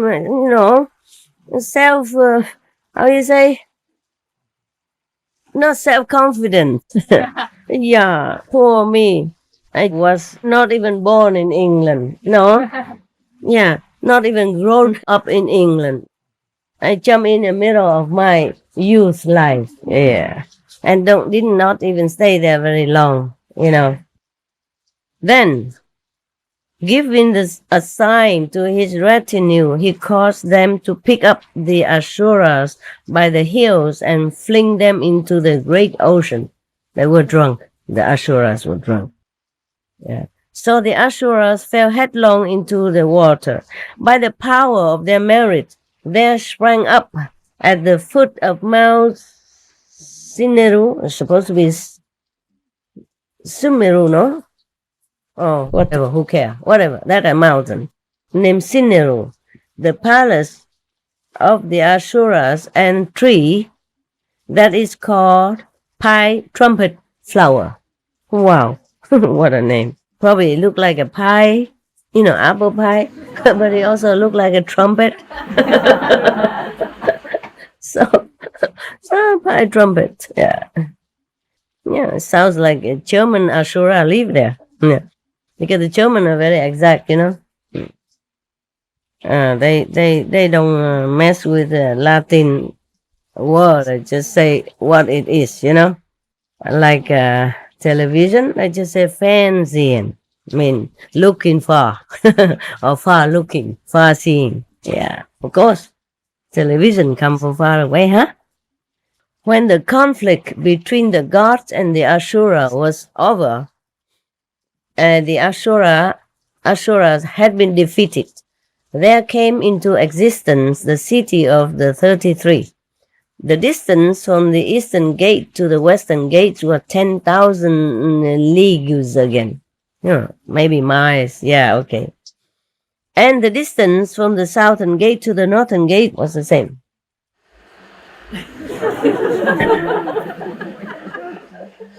Now this city, or at least, my voice is smooth, like sing song, lullaby. Yeah, so I saw some people enjoying. Good. Either in samadhi or or in samagon. Now this city was provided. It's okay. We're not really laughing at anybody. We're just laughing with anybody. We laugh at anything, right? We have nothing else to do here but sit, eat, and laugh. Huh? What a good life you have, man. Huh? What kind of holiday you having? Tell me. Huh? Where, tell me where you can have a holiday with millions of stars and comedian free of charge, and, entertain you every day. Huh? And then, first class cook, Yeah. Sure. And then relax, Yeah, nobody hexing you around. Hexing? I mean, pushing you around. Hexing, that's German, really, right? It's not English. Huh? Hexing? Actually, it's like hex is witch, in German. Hexing around, like harassing, but it's worse than harassing. I can't translate it into English. I don't know how. That word probably has, but I don't know it. But hexing sounds very, serious. Messing. No, not messing. Like, some people just push you around, bullying you around, but with such a menace, like a witch. It's called hexing. Hexing. So why not? The English can borrow that word. It's better than pushing or bullying or forcing around. The hexing, I feel, is good. Very good. I mix the German word hex and the ing from the English, so hexing. Like pushing. Yeah. I cut the ing out and put it into the hex, and it become hexing. Wow, there's a new word for the Oxford Dictionary. They should write my name on it. Attached to the word. Okay, now. Whoa. Where are we? I didn't sleep the whole night. I'm working the whole day. So I feel, a little toy on my system. But I'm okay, huh? If I'm not, then you know right away, okay? Then I just join your club. Then we become one, Master and disciple, huh? Become one, like master, like disciple. Enjoying life here. Yeah. This city was provided with 1,000 gates and was adorned with gardens and pools. And in the midst thereof, as the fruit of the building of the hall, there arose a palace called the Palace of Victory. A palace of victory. Its height was 700 miles, or whatever, yeah, the measurement of that. And it was decked with banners 300 miles long. On staffs of gold were banners of jewels, and on staffs of jewels were banners of gold. Wow, there's a lot of gold and jewels. Lucky not a lot of humans can come up. Otherwise there will be no more gold, no jewel, no banner, nada. Yeah, on staff of coral were banners of pearls, and on staffs of pearls were banners of coral. On staffs of the 7 precious stones were banners or banners? Banners. You too. You pick one for me. One from England, one from American. All right. And on staffs of the 7 precious stones were I'm lost. On staffs of the 7 precious stones were banners of the 7 precious stones. Such was the palace that arose as the fruit of the building of the hall. 1,000 miles was its height, and it was composed of the 7 precious stones. Was built of, stud with 7 precious stones. As the result of the planting of the ebony tree, there arose the coral tree. As the fruit of the planting of the ebony tree, there arose the coral tree, 100 miles in circumference. As the result of the building of the stone seat, there came into existence at the foot of the coral tree the yellow stone thorn, of a reddish yellow color like that of the jasmine flower. 60 miles in length, 50 miles in breadth, and 15 miles thick. What kind of god that? Must be very fat one, huh? Who sit on that. When Saka sits down on this throne, half its mass sinks into the ground. When he rises, it is all above the ground. The elephant was reborn as god Iravana. There are no animals in the world. Let him enjoy his stuff. There are no animals in the world of the gods. So when he went into the garden to play, he would quit his form as a god and become the elephant Iravana. 150 miles in size. Everything is big in heaven, huh? Imagine what we look like when we go up there. We will look like mosquitoes, and flies compared to them. And these are even the lower heaven yet, the astral type. Maybe warmer than normal. You're right. Just joking. I can take hot water. People think I am made of iron, don't you know?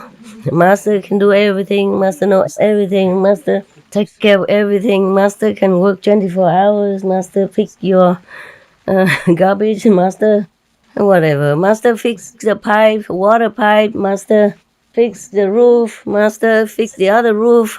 Master cooks. Yeah, you know. So it doesn't matter.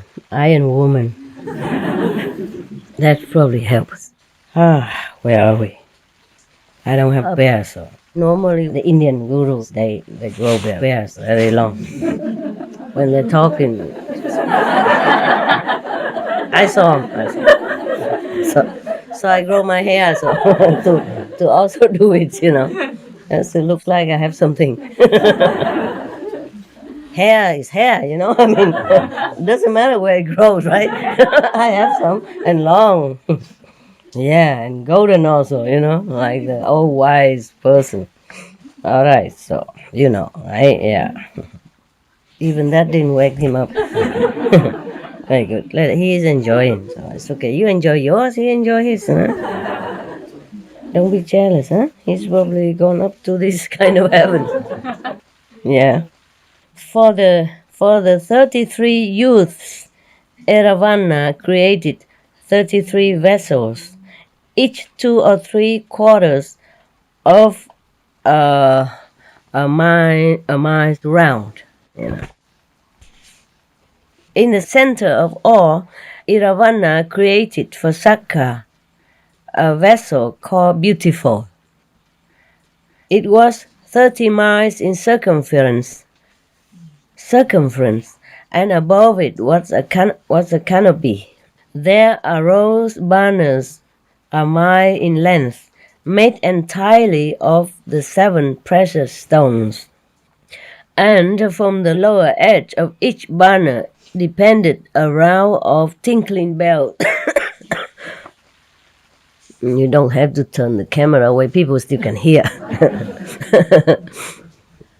And who would be coughing in the microphone if it's not your master right now?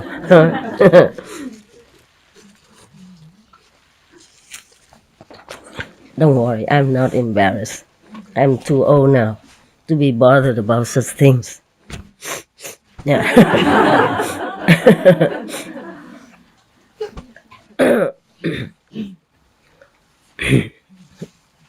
Right.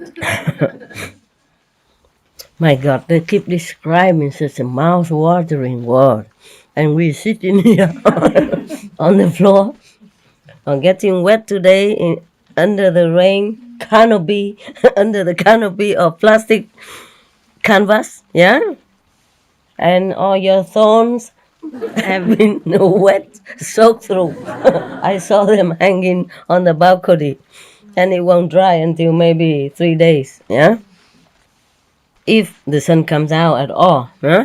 Your shoes are all wet, huh? Oh, it's nothing, really. When I was in the Himalayas, it's more soaked, and my feet were swollen because of the water inside the shoes, and because walking all day in it. And it's like a snow melt water. It's not even this. It was in May, but the weather in Himalayas was still cold. And a lot of snow still there. The army cut through the snow so that the pilgrims could come. But it was like 2 walls of white wall on both sides, you know? Yeah. Because the snow was still very hard. Yeah. Like ice. Yeah. In some parts, yeah? Okay. A row of tinkling bells, which, when they were shaken by the gentle wind, gave forth sweet music, like the mingled strains of the music of the 5 kinds of instruments, or the singing of the celestial choir. In the center of the pavilion, right? Pavilion in English, right? Pavilion is French, right? A jeweled couch, a mile in length, was prepared for Sakra. There Sakra then reclined in state. Iravana created 33 vessels for the 33 gods. Each vessel bore 7 tusks, elephant tusks, each 50 miles long. Each tusk bore 7 lotus tanks. Each lotus tank bore 7 lotus plants. Each lotus plant bore 7 flowers. Each flower 7 leaves, and on each leaf danced 7 celestial nymphs. Fairies, I guess. Thus on all sides, round about for a space of 50 miles, there were dancing assemblies poised on elephants' tusks. Such was the glory in the enjoyment of which lived Sakra, king of gods.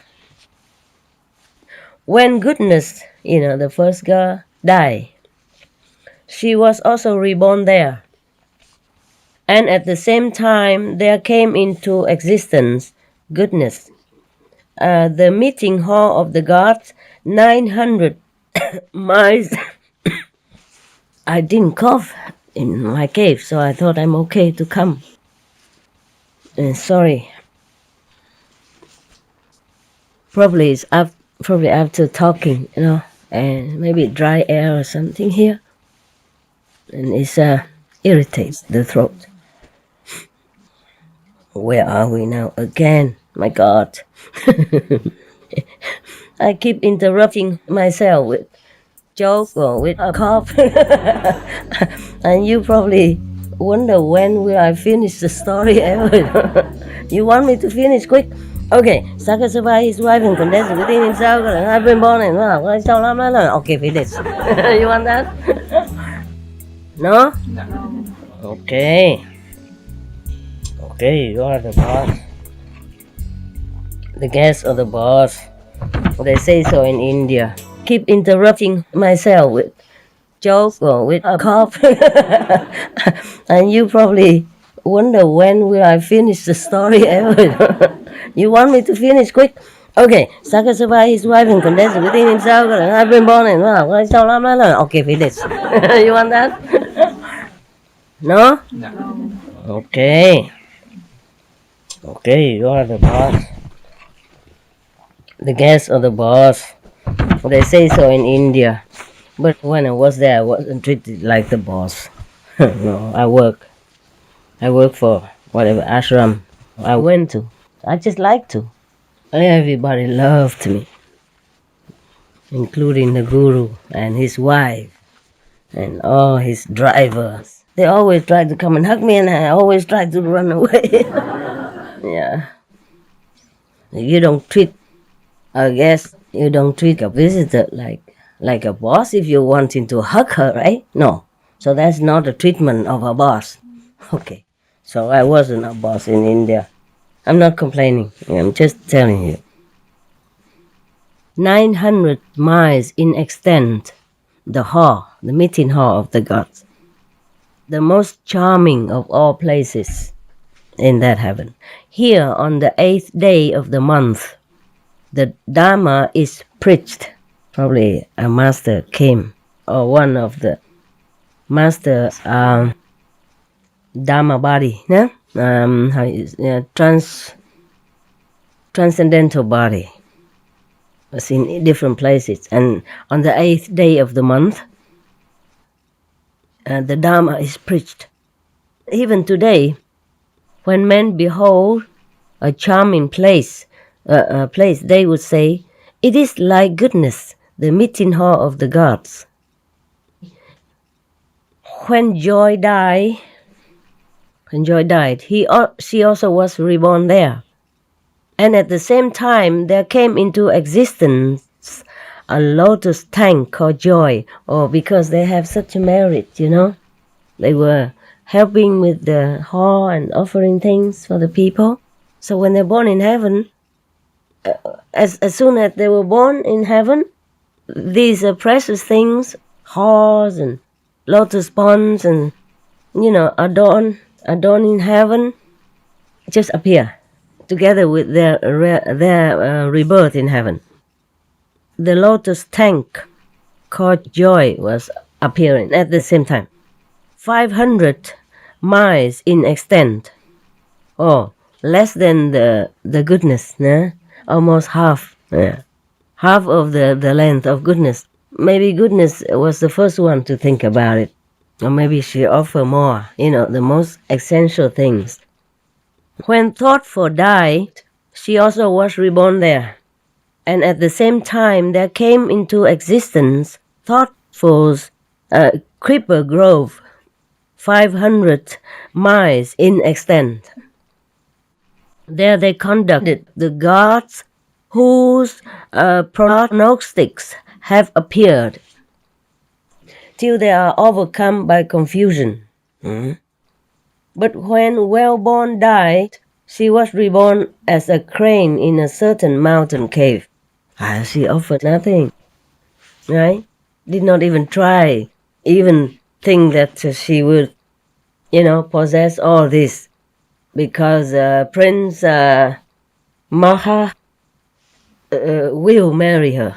He didn't even mention it. He probably didn't even look at her yet. Such is the fate of the selfish people. Huh? Do nothing but want the best. Always. Some of your brothers and sisters are also like that. So sometimes I had to use a different method. Because all these years of sweet teaching, you have to be selfless, you have to help one another, you have to think of others more than yourself. Or at least equal to yourself. It didn't work. So sometimes I have to use a different method. I have to invite them to go home. After, so many decades still stamping the feet over there, then it's no good. Either go home or just leave. See what I mean? There's no need to keep taking precious space in my golden house. Actually, this is more precious than in the golden garden of the Buddha, Why? Because it's too small. Every inch counts. You see, always I have to invite, okay, there are 3 places here, 1 place there. Understand? Extra, so you can come here. You sit here. Otherwise, you sit in other rooms, for example, or sit outside. If it's not raining, of course. I was so worried. But I thought last night we made a lecture. Stretch your leg out. I will, too. A sample. Just stretch. Stretch it out. Relax, okay? Because I'm going to make joke and and cough and sneeze and laugh and wait for you to finish laughing. Then the story will last forever. Stretch yourself out if you feel, uncomfy. You're supposed to relax here in your house, okay? I said it's my house, but it's your house. I don't know wherever my house remain my house. How many houses I have all become yours, So I quit calling it my house. I quit living in here because I know sooner or later it will be occupied by disciples. Yeah, you're right. How you know? How can she guess? All right. You see, that's how the story keeps landing. I want to finish, but then it would be too boring, huh? You can read it yourself. Why should I read it for you? You see what I mean? But you are so spoiled rotten. Everything master does, yeah? Spoon feeding you with all these teachings. You could read it yourself. At least the Buddhist people know all this, or can read it, Can research on internet and read it themselves. But no. I'll come here waiting for master. Master can read everything also. Yeah, not just do everything, but can read everything. Like they are illiterate or something, Yeah. There are all kinds of languages translated into all kinds of languages. English, Vietnamese, Chinese, Korean, etc., etc. This Buddhist society translating people, they're very diligent in spreading the Dharma in this modern digital age. And we laud them. We thank them also. Because if I pick up another Vietnamese sutra and translate again, then I think I retire. All right, so the girl who offered nothing but was dreaming to take over everything, then she was reborn as a crane in a certain mountain cave on earth, ne? Very good already. At least she did not go to hell. Sakka surveyed his wives and considered within himself, goodness has been reborn here, and likewise joy and thoughtful. Triggers. Now, where has well-born been reborn? He knew all of them. perceiving that she had been reborn as a crane in a mountain cave, he thought to himself, because she did no work of merit, the foolish girl has been reborn as an animal. It is my duty to have her perform some work of merit and bring her here. So saying, he laid aside his proper form, and assuming a disguise, he went to her and asked, "What are you doing here?" And the crane answered, "But master, who are you?" Master is just the polite form that people address each other at that time. Okay? Yeah. But nowadays, people even question you, why you call me master? They don't do nothing to each other and they call each other master. I'm doing some hard work. Yeah, at least I teach you some word or two, one word or two, right? Else you cannot be called master. Yeah, I don't care. Mostly I address myself to the Vietnamese as chị hai. Yeah? Chị hai means the second sister, not even first sister. Or sometimes chị cả. It depends. Yeah. Meaning the firstborn. That's all. But I say the same to the Taiwanese, no? Some of you know, right? Yeah, when I talk to them, sometimes I say 师父 because I keep calling 师父, 师父, and I also, record it and I just like play it out. Yeah, forgot. But I don't care what name. What's the name? So she said, "But master, who are you?" He said, "I'm Magha, your husband." So he has 4 wives, né? So the fourth one is absent in heaven. That's why he went and looked for her. Good husband, huh? Where were you reborn, husband? She asked. I was reborn in the heaven of the 33. Do you know where your companions were reborn? Meaning the other girls? I don't like to appear in the public because I have to wear a lot of clothes and cover myself. But at least here I feel a little bit more relaxed. I just wear what I normally wear in a house. I feel like I'm at home. I don't have to worry that much. But still, we women need a lot of time to wear this and that and stuff. Men, they could just sit here just with the shorts and nobody says anything. Yeah, some masters did that. No, you know that, right? Or in India, though. Oh, no, in America also some masters did that, nah? How convenient, nah? If I do that, what do you think? Even the cameraman would say, "Master, what are you doing?"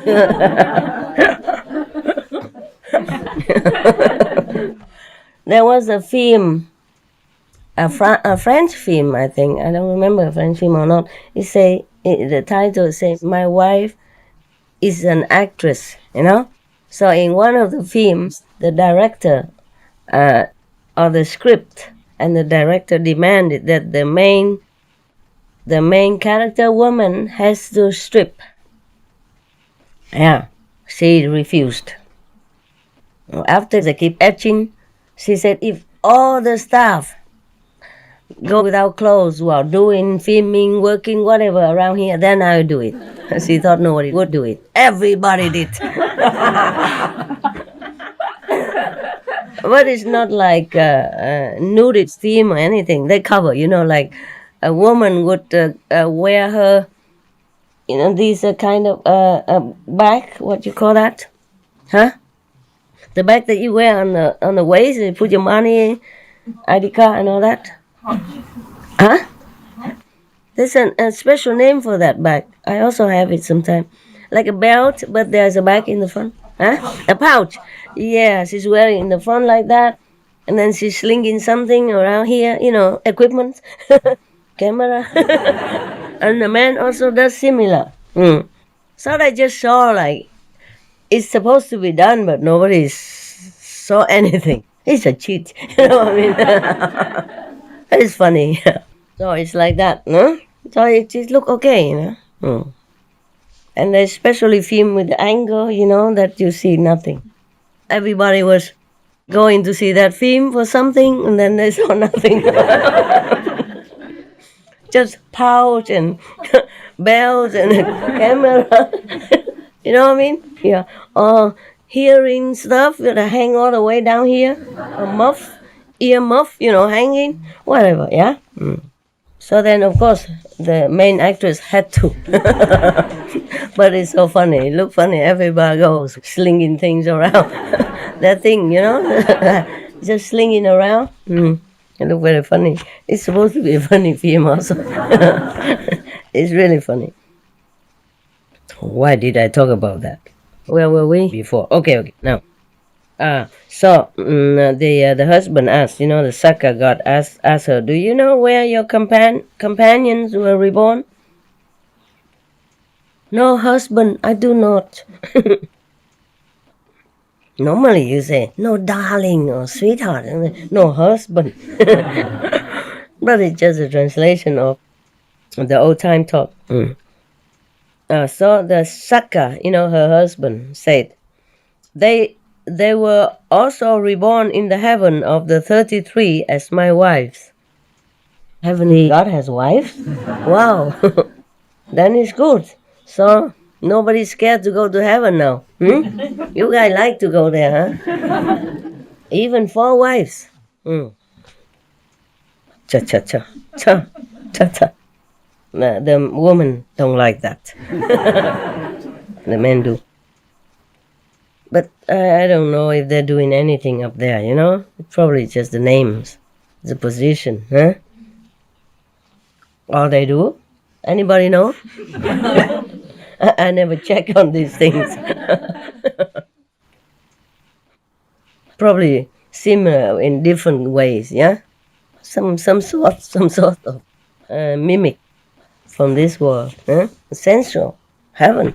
So probably similar. Should you like to see your companions also? So the wife asked, how can I get there? Says Sakka, I will carry you. So placing her in the palm of his hand, I told you how big we look compared to them, huh? He carried her to the realm of the gods and set her free on the bank of the lotus tank named Joy. Then he said to the other 3, should you like to see your companion well-born? Sir, or Sire, where is she? Sire is a more respectful address for the king, you know. Sir is for common positions or high position even, or even a low, you know, normal person when you want to respectfully address him. But Sire is a proper address for king, yeah, or prince, high prince. On the bank, she is on the bank of the lotus tank named Joy. Must be lotus pond or translation, you know. It cannot be a tank, is it? Sound like a cement built, you know. It's not. In heaven, it cannot be a tank, right? So the 3 went and looked at her, and they cried out, alas! See what has been the result of the noble woman spending her life in just, you know, adorning herself. Look now at her beak. Look at her feet. Look at her legs. She presents a beautiful appearance indeed. Thus they ridicule her, you know, sarcastic. Yeah. Having done so, they departed. So left her standing there. Yeah, wives, they normally would never like each other anyway, so there's no surprise, right? Sakra went once more to her and said, did you see your companions? Yes, replied Wellborn, I saw them. They ridiculed me, and then they went away. Take me back again. So Sakra took her back again, set her free in the water, and then asked her, Did you see their celestial glory? Yes, sire, I did.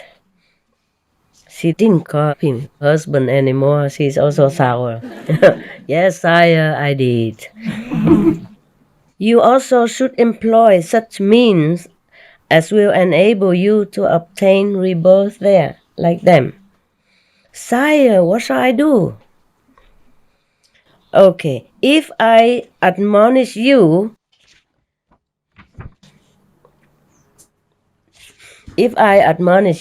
scold you, will you keep my admonition? Or maybe just advice, yeah. Yes, sire, I will keep your admonition. So Sakra taught her the 5 precepts. Having done so, he said to her, be zealous in keeping the precepts, and then he departed. Just 5 precepts. Thenceforth, she sought after and ate only such fish as had died a natural death. After a few days had passed, Sakra determined to test her. Oh, his specialty again. He always tests the people who practice, who want to go to heaven or who want to become Buddha. He will come and test them.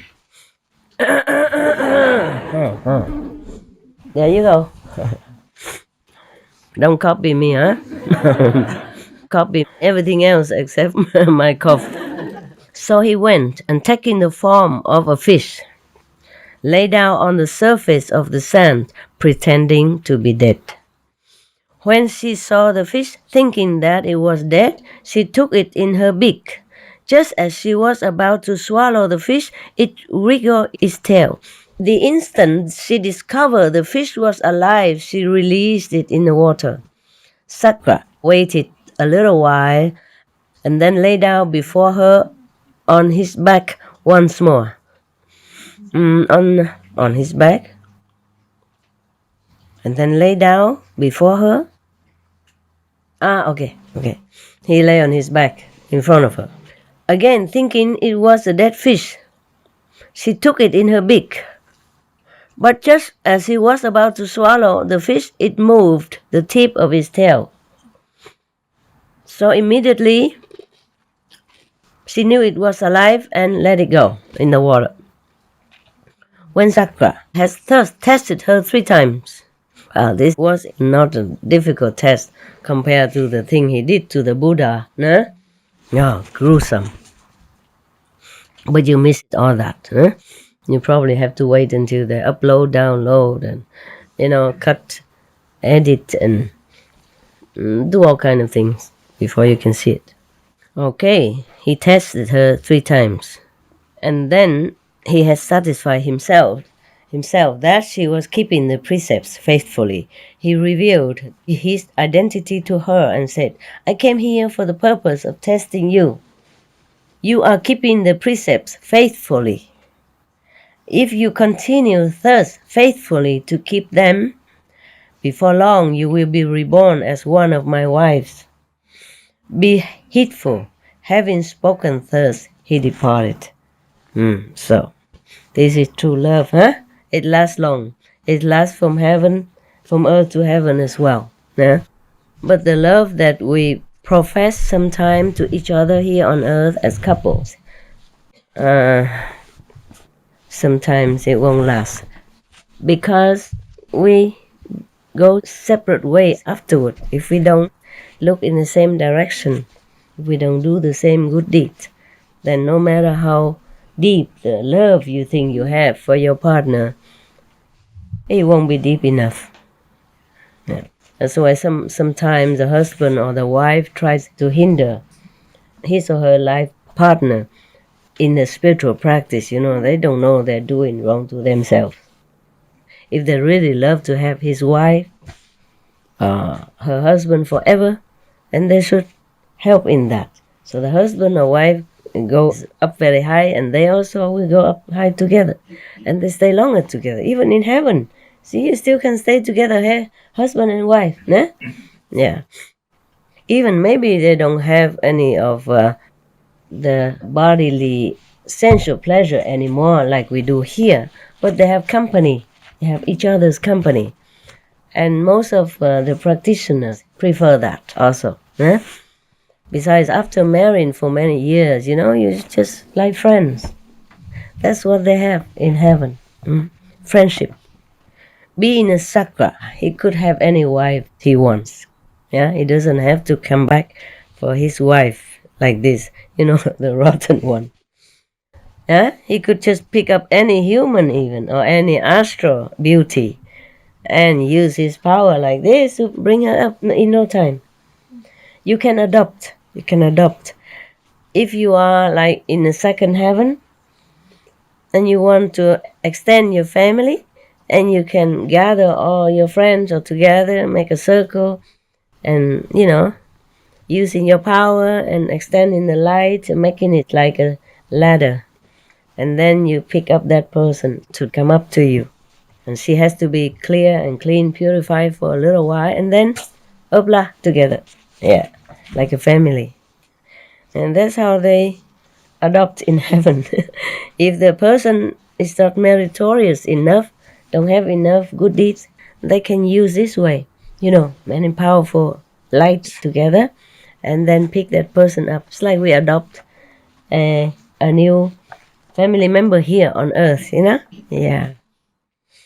Even a poor child, for example, born in a very poor family, without parents anymore, and lives in an orphanage, but rich, powerful parents can come there, and legalize him and lift his status into the son of a powerful and rich family. Similar like that, okay? It is legal in heaven to adopt, yes. Therefore, maybe if you befriend somebody who is initiated, who is highly developed spiritually, then even though you are not very highly developed spiritually, that person will lift you up also. Can. See what I mean? Yeah. No problem. So cool. Good system. Yeah, if we can adopt here, why not there, But you cannot adopt from so many levels. Maybe the neighboring level. Like if you're second level, you can adopt astral level. Okay? If you want to. But that person must have some merit at least. Yeah, a little bit. Yeah. To be nearer to the level of the second. Yeah? Then it's easier to adopt. Otherwise, that person has to do a little merit or do something to have an excuse to go. You see what I mean? Yeah. All right. That's like that. Why are you crying, love? Just touched or happy? Touched by what, the husband? Yeah. The love? Yeah. Yeah. I guess it's good. Yeah, why not? Some husband really love their wife that much. Yeah, my ex-husband, he kept going to the Himalayas. Not just one time, several times to find me. And chased me several times also when I left, when I ran away. Before or after marriage, yeah. Even on the planet they do that, so why not a God from heaven who could... Why couldn't a God in heaven have such love? See what I mean? Lasting love, yeah. Be heedful, be attentive, be careful with the practice. I guess he didn't just teach her the 5 precepts, probably told her a lot more moral stuff, Try to do good deeds, like don't eat the fish. Don't eat the live fish. Wow, my God. Truly, karma really exists. And sometimes in this lifetime, you have to pay right away. Even my dog, Happy, she used to chase and eat the live gecko and some insects when she first came into my adopted house. And sometimes you could still see the wagging tail of the gecko in her mouth. I said, spit it out right now. Now! and I held her throat and, shook her head as I spit it out. Ow, ow, ow. And then And the gecko, whoa, run for his life. I said, run far. When you see this girl again, don't ever go near. Don't, just run as far as you can. Because I can't guarantee next time she will let you off if I'm not there. Yeah, and I don't ever see geckos run around anymore in my yard after that. Probably they understood. Or the one who survived, the audio went all over and, printed on a newspaper. Don't go near that. The one with the round curling tail looks very friendly, but she is not. She is not friendly. She is your death sentence. Watch it. Her name is Happy. Okay. But she did it again and again. I always had to watch her, and then sometimes she did, I don't know, see? So from all the dogs that I adopted, she has suffered the most. Understand? She suffers still now. She suffers cancer. Of course, I have medicine and all that for her still, but she still had to suffer, a different part of her body. Sometimes she just broke out or something, or she fell down or something beat her, always having something on her body. Always some bump here, some sore there, some bleeding here and there all the time. I'm very busy with her, very busy. That's why if she passes, that's why you see her wearing a sock sometimes, because she's wounded there. And if we don't put the sock on, she will keep licking it, and then it keeps opening the wound again. And sometimes she has to wear this belt collar for many weeks, and it's like breaking my heart,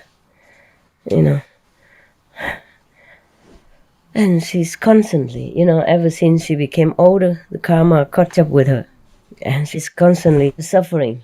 The medicine keeps her alive and well, of course, but it's not like before, not like the way she had it before, not like when she was younger. And even we went to different doctors. They said, oh, she's too old, just, why bother? But we did not give up on her. You see, we went to different doctors. And Italian doctors, they're very kind. Very, very kind. Even so kind that they told us to, because she was sick, Yeah, so she couldn't digest well. And she loved to eat those vegan shrimps. Yeah. And when she sees it, she jump on it, eat. You can give her 3 kilos, she eat them all. So the doctor said, not too much, even though she cannot eat too much. Now she has to even slim down. The girl who loves to eat a lot now has to eat very little. What a suffering for her and for me. The one like to give a lot also now cannot give a lot. And the one who likes to eat a lot now also cannot. Both of us suffer together, And the doctor even told us to chop very fine, chop small, those vegan shrimp or vegan fishes, for her as a snacks. And other food when cooking for her as well. But she's so sick like that, still picky. Don't eat the vegan dog food, just eat the cooked food. Noodles, rice, of course, vegan protein and, mix and some vegetable and fruit, or fruit one side. She could eat the whole melon if you give her. After a meal already, understand? So we have to ration it, have to weigh the food even. The doctor say how much per day. It's terrible for me to watch. You know how I love to give everything, and now she cannot eat much. So the karma really caught up with her so bad.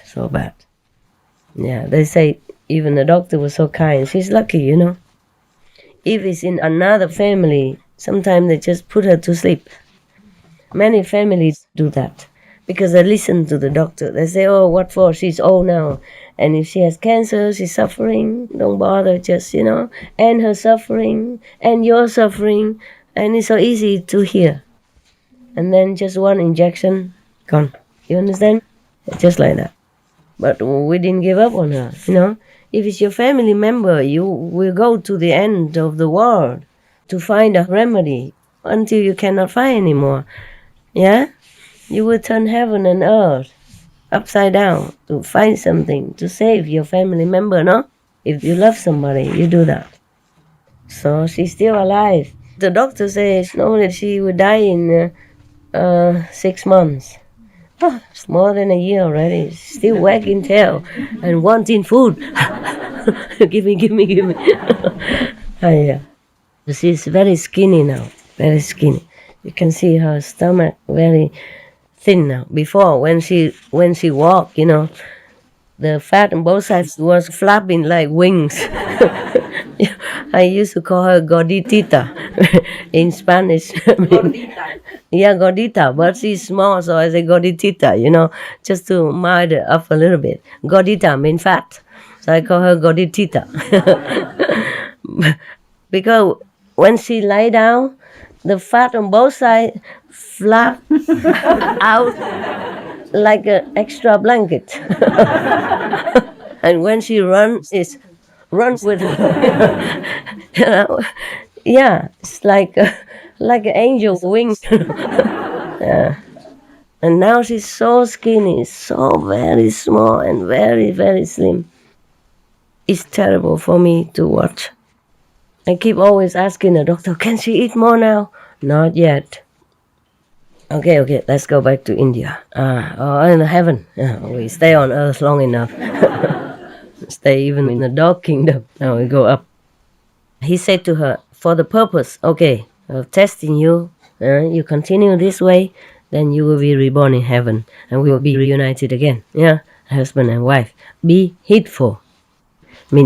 Take care. Yeah, take care of what he told her. Listen to what he told her. Having spoken thus, he departed, went back to heaven. Thenceforth, he used for food either fish that had died. Oh, this already done. Sorry. Oh, either had died a natural death or none at all. Even if she didn't find any fish that already died naturally, then she ate nothing. Truly keeping the precepts very well. Because like cranes or flamingos, they eat just fish, Yeah. So she cannot eat anything else, nothing else around there to eat. After only a few days had passed, she shriveled up and died. Because she didn't eat that much and sometimes ate nothing, so she died. And solely as the fruit of her virtuous conduct, she was reborn at Benares as the daughter of a potter. She's not gone to heaven yet. Not yet. Not that easy. When she was about 15 or 16 years old, Sakra considered within himself, where has she been reborn? Well, at least not as an animal. Yeah. Perceiving that she had been reborn at Benares as the daughter of a potter, he said to himself, I ought now to go to her. Wow, what a good husband, huh? He had already 3 wives, not like he's lonely or anything, and everybody loves him in heaven, not like he's bored or lack of entertainment or anything. It's a pleasure heaven. Understand? He has anything he wants. But still, such a faithful, devoted, good husband. He went again to look for her. Incredible. Wouldn't you like to have a husband like that, huh? Yeah. But maybe you would stop him. Why? Follow Master Ching Hai do what? Huh? Eat vegetarian nonsense. Huh? Why? Huh? Meat tastes better. Huh? More energy. Go. Don't follow her. Follow me. Both. And then both go to you know where. Okay. Yeah, some wife, obstructed the husband. Some husband obstructed the wife. That's not the way of love. True love is to let your partner be free, as long as they don't do anything bad or wrong or harming anybody else. Yeah? So you should even learn from their good example and follow that. Follow them. That is true love, nah? Looking in the same direction. If it's a good direction, of course. Nah? Okay. True love is to let your partner be free, as long as they don't do anything bad or wrong or harming anybody else. Yeah? So you should even learn from their good example and follow that. Follow them. That is true love, nah? Looking in the same direction. If it's a good direction, of course, nah? Okay. Following Master Ching Hai is a good direction or bad direction? Good direction. Very wise. One candy for you. Thank you for the bánh chưng. The dogs lapped it all up, and the assistant loved it. I had no chance today. I haven't eaten your food yet. I am so sorry. I forgot to eat because in the morning I was too busy, and then I had to take medicine and was so busy, so cold and hungry. The stomach feels bad after taking medicine, so the food has not arrived yet because everybody was busy today. My assistant was busy nailing and fixing the roof together, so I did not want to ask anything. So I took the couple of pieces of vegan bread and I put some vegan spread on it and just ate that. Yeah, just to calm the stomach. And then after that, bread is swollen inside somehow, and I didn't feel hungry at all until now. I just see, because the dog was, I know he know that the Vietnamese fried sticky rice cake is there, so I came, truly it's there. So I gave some to him and some to the assistant to keep them warm, working in the cold, wet through, even with the raincoats, yeah. I was also running up and down and wet also. Because the path is so small, the umbrella doesn't always pass, And if I try to make the umbrella smaller by reducing it from inside, then all the water shook on me also. Silly woman. So I forgot that I haven't eaten anything until now. I mean, since the morning. Because today everybody's busy, So I thought maybe she's also busy helping everybody. So I didn't want to bother. Yeah, so I thought anything just to calm the stomach, and then I can eat later. And then I forgot because I've been working on my roof. I have to clean the house also. And then we jump onto the dog's hut, and etc., etc. And the house is always messy because of rain, and there's always something to do. And the dog brings in all these thorns and shake it all over my house again. Because I open the door, let him in and out because it's raining. And then I have to work again. And when you're working, you forget, you forget to eat, yeah. But I will, okay? I share with them these spring rolls, summer rolls, and they ate the sticky cake already. I will eat the rest or some later. Where are we now? But thank you anyway, huh? Thank you. Okay, so filling a cart with the 7 kinds of precious stones and disguising himself as cucumbers. He drove into the city of Benares. How can a cucumber drive himself with a cart full of gold? Probably a cucumber seller or something. I don't know, I have to read on. I haven't read the story. But I just read some before and I knew it's going to be a good story. Not like the other book.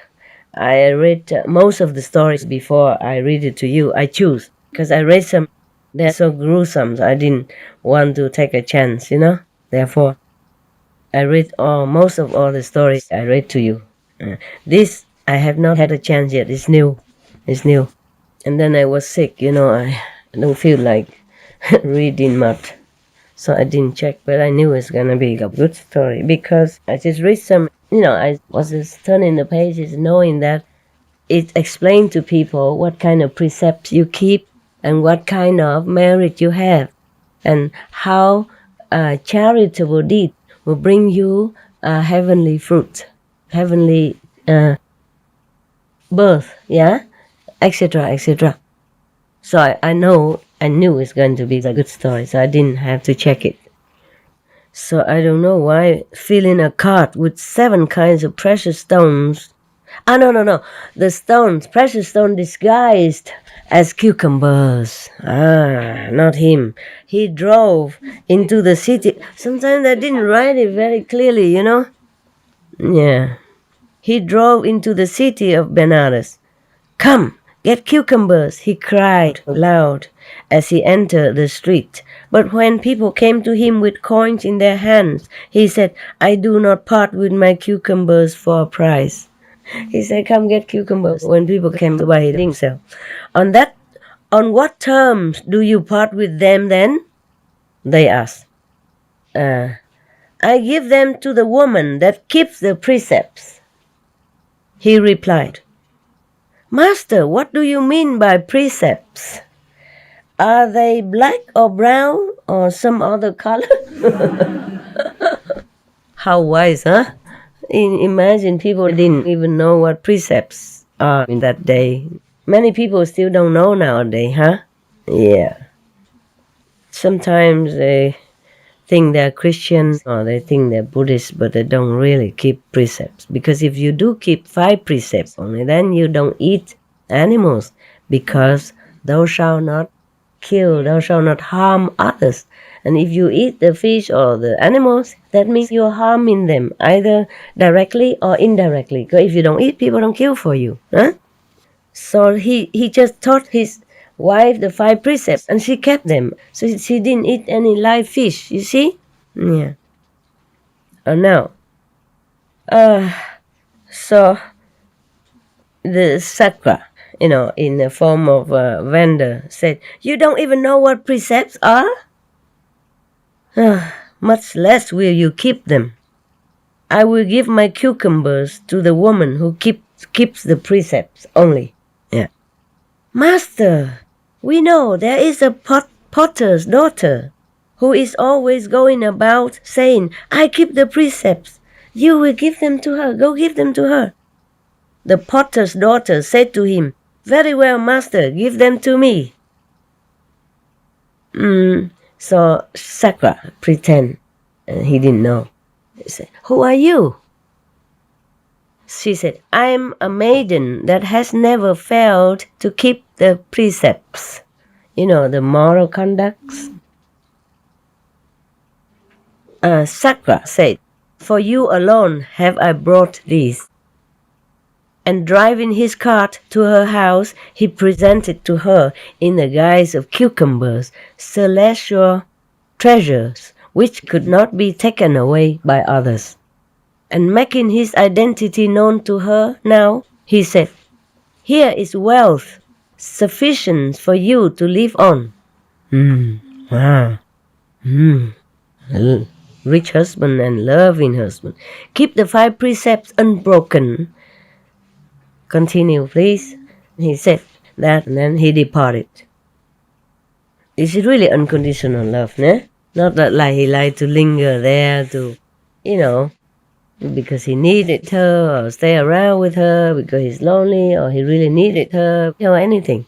He just wanted to help her and to save her, from a miserable existence. Okay. At the end of her existence as a potter's daughter, she was reborn in the world of the Asuras as the daughter of Vipasiti, king of Asuras. It's already promoted, upgraded, but still far away from her husband's kingdom yet. God. Miserable lot.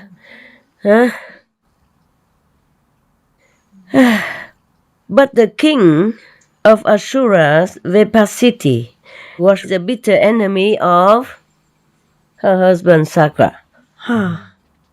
Since she had kept the precepts in the 2 successive existences, she was fair of form, beautiful.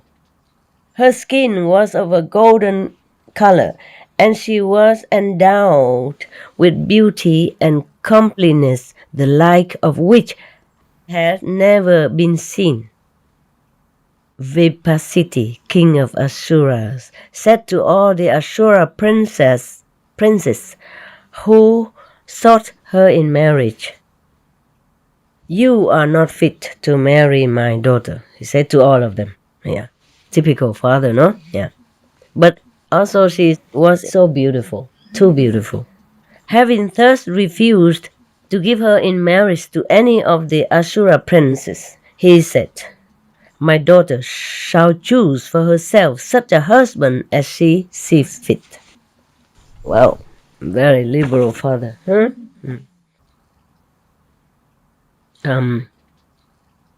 Chamomile? Yeah. I think 1 or 2 cups a day is enough of this. Otherwise, you will have a loose stomach. Understand that? But it's good to cleanse up. It's okay. But it won't last forever. It probably cleans up every bad thing and flushes it out. But if you need to work, then be careful. Okay? You can't leave your computer every 5 minutes and say, "Boss, I'm sorry. Don't know what's wrong with me today." If you drink every day, then you could drink probably gradually a lot more until you use it. But if you drink only now and then for some health reason, then be careful, huh? All right. So saying, he assembled the host of Asuras. You know Asuras word? Huh? The first word? Yeah? The one without shadow? Understand? That one. That's a beautiful word. Beautiful word. Looks similar to ours, but so bright, so radiant, so beautiful, so wonderful, so enchanting, so charming, so bewitching, so seductive that you never wanted to leave that world. If you happen to go there, if no master, you will not know. You will just want to stay there forever, and you think that is heaven, utmost heaven, and you never think of leaving it. But if you go there, if you have the penchant to like it, the master will blindfold you and drag you up. Go, go, go, go. This is not a place for you because it's too beautiful. Shining, with light and music and anything you want just appear immediately. Imagine here we have to work for every little drop of water that we take even, huh? Over there, everything is delicious, everything is good, and you don't even have to do anything for it. Stretch your legs out, love. Stretch it out before you die. Look at me, I also have to stretch it out, huh? It's a cold weather and damp in the air, and your bones telling you that you have them. You have bones. So, take care of your joints. Just stretch it out, okay? Or do some shaky thing like this. All right. I think that's why the Tibetan monks they always moving, swaying their bodies, sideways to keep them not numb, no? Because in some festivals they have to read a big sutra. Imagine you couldn't read anymore, or cannot walk out anymore after. Long hours of reciting, then it's bad. Okay, yeah, do that. Now do it with your legs then, huh? So he assembled the host of Asuras and placing a garland of flowers in the hand of his daughter, he said to her, "Choose for yourself a husband who suits you." At that moment, Sakra looked to see where she had been reborn. Lucky he looked quick enough, no? Just a few more seconds, she'd be taken. Perceiving what was taking place, he assumed the form of an old Asura, and went and stood in the outer circle of the assembled company. The daughter of Vipasiti looked this way and that way, suddenly, because in the previous state of existence she had lived with Sakra.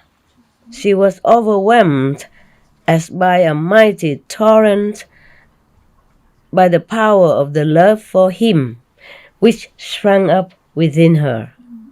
And crying out, "He is my husband!" The old red, old Sakra, the old Asura, And she threw the garland of flowers over his head. This old Asura, Sakra, these guys. Said the Asuras together, "For a long time our king has been unable to find a husband suitable for his daughter. Now, However, he has found one.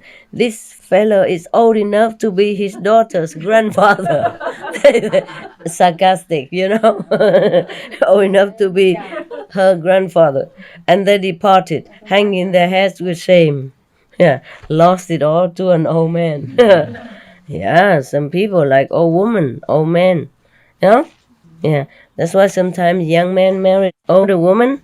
Sometimes older men marry young woman.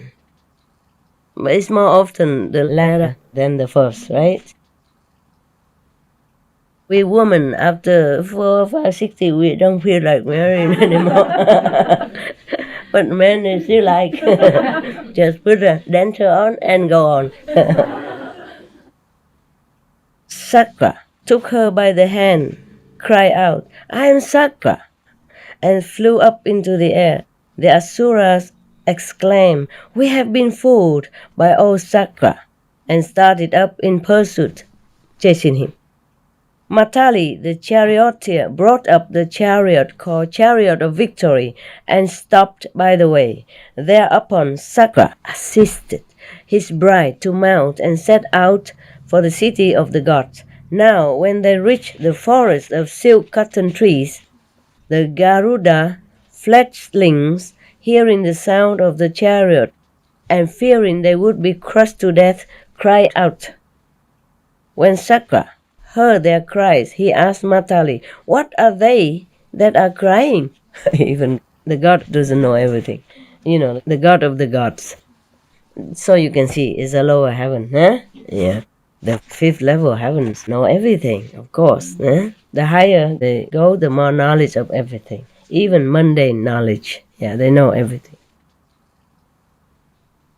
If they want to know, huh? Sometimes they don't want to. What is there here that they want to know? Tell me. Is something worthy of for their ears? To busy their ears with? No. Is something worthy for their nose to smell? Huh? For their eyes to see? Huh? No. Yeah, an old woman sitting here with her feet on the table, wagging her toes and talking nonsense. And the whole assembly also laughing at nonsense. Yeah, nothing much. The best is like this already, imagine.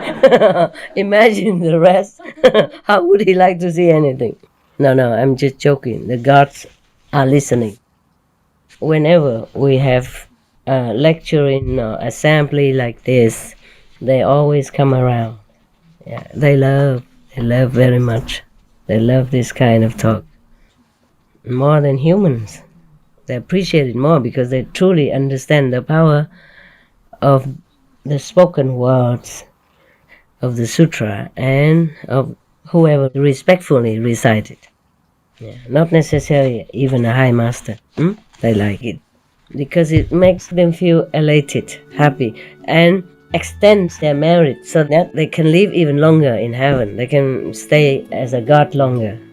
So that the flowers on their heads will not wither so quickly. They won't die that quick. Yeah? And they have more power, more youth, more vigor, more happiness. Whenever we have lecturing assemblies like this, they always come around. Yeah, they love very much. They love this kind of talk. More than humans. They appreciate it more because they truly understand the power of the spoken words of the sutra and of whoever respectfully recite it. Yeah, not necessarily even a high master. They like it because it makes them feel elated, happy, and extends their merit so that they can live even longer in heaven. They can stay as a god longer. So that the flowers on their heads will not wither so quickly. They won't die that quick. Yeah? And they have more power, more youth, more vigor, more happiness. Not because of that, but they respect the holy words of the ancient masters or present masters. Yeah. That's why sometimes you saw our whole place is radiant with golden light, bright rainbow light, because the gods, they throw in light, they throw in flowers in the form of what we see as light, just to make offering. Yeah. Sometimes they have music. So sometimes in such assembly or after this discourse, you hear your inner sound becomes louder. Yeah, because of their blessing. They're joyful. Their joy that infuses the atmosphere with more energetic power and happiness. Understand? More concentration for you, so that you can hear better, even if you are deaf. I mean, spiritually deaf. So the Matali, his driver, said, they are Garuda birds, sire. Why are they crying? Sire, they cry because they hear the sound of the chariot and they fear that they will be crushed to death. Couldn't they fly away? So the Sakra god said to his driver, "Oh, we should be careful so that such a numerous host will not perish, or be crushed by the impact of the chariot." Oh, I guess they couldn't fly quickly enough because the chariot is faster than them. Number one. Number two, the chariot, you know how many, tens or 50 miles long in length and etc. And then imagine how big it is. It's probably fill up the sky if they came here, if we can see it. Yeah, but they will make it smaller if the space is smaller. But the thing is, in heaven they just keep as is. And if the flock of birds is nearby there, they probably too fast to try to avoid it. So let not so numerous a host perish, crushed by the impact of the chariot because of me alone, he said. Sakra, yeah. Cause the chariot to turn back. U-turn. Thereupon, Matali gave the sign with the lash to the 1,000 singed horses, heavenly horses, and caused the chariot to turn back. When the Asuras saw that the chariot had turned back abruptly, they said, "O Sakra started out in flight from the city of the Asuras, but has just caused his chariot to turn back. Doubtless he has received reinforcements." So the Asura was frightened, thinking that he was having backup coming, because he suddenly abruptly turned, It's not likely why anyone would do that. When he was fleeing from the enemies, why suddenly he abruptly turned back? So it shows that this Sakra god is very merciful. There are different kinds of Sakra gods. Yeah, they have the same merit. They might inherit the same throne, but they might not always have the same character or loving kindness like this one. So, for the sake of the birds in heaven, he abruptly turned his chariot like that, knowing that he will face the enemy, who is in hot pursuit at his heels. Understand? And because of that courage, selfless sacrifice, the Asura was certainly scared, because nobody would do that. In Asura's thinking, they only know fighting, grabbing, seizing, possessing, competing, but never know of this selfless sacrifice and love for others. So they thought, oh, he must be having a reinforcement of power. Therefore, he turned back and, he's going to kill us or stuff like that, or beat us up. So they were very frightened, or turned back their tails and went back to their own house in the Asura's world. They went back, entered the city of the Asuras by the same road by which they had come out, and never more lifted up their heads, running so fast. Sakra bore the Asura maiden well born to the city of the gods, and installed her there as the chief of 25 million celestial nymphs. Very high up rate, huh? but only because she was his wife. There is a connection, and she had been good. She had really been good, trying hard to earn this place. And also because her husband was a big shot. Yeah, powerful, rich and powerful. One day Wellborn asked Sakra for a boon, means a wish fulfilled, saying, "Great king, in this world of the gods, I have neither mother, nor father, nor brother, nor sister." Oh, in heaven you still need all that? Because she was lifted up by him. You see, therefore, it's not the real realization of goodness. Thus, she probably still thought of mundane stuff. So it sounds familiar to me.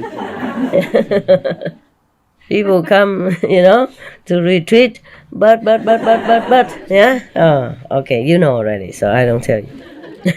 It's also familiar to some of you, huh? You know what I mean. All right. Please, therefore, take me with you wherever you go. Good excuse to cling to the husband. Yeah. Very well, replied Sakra, promising to do for her as she had asked.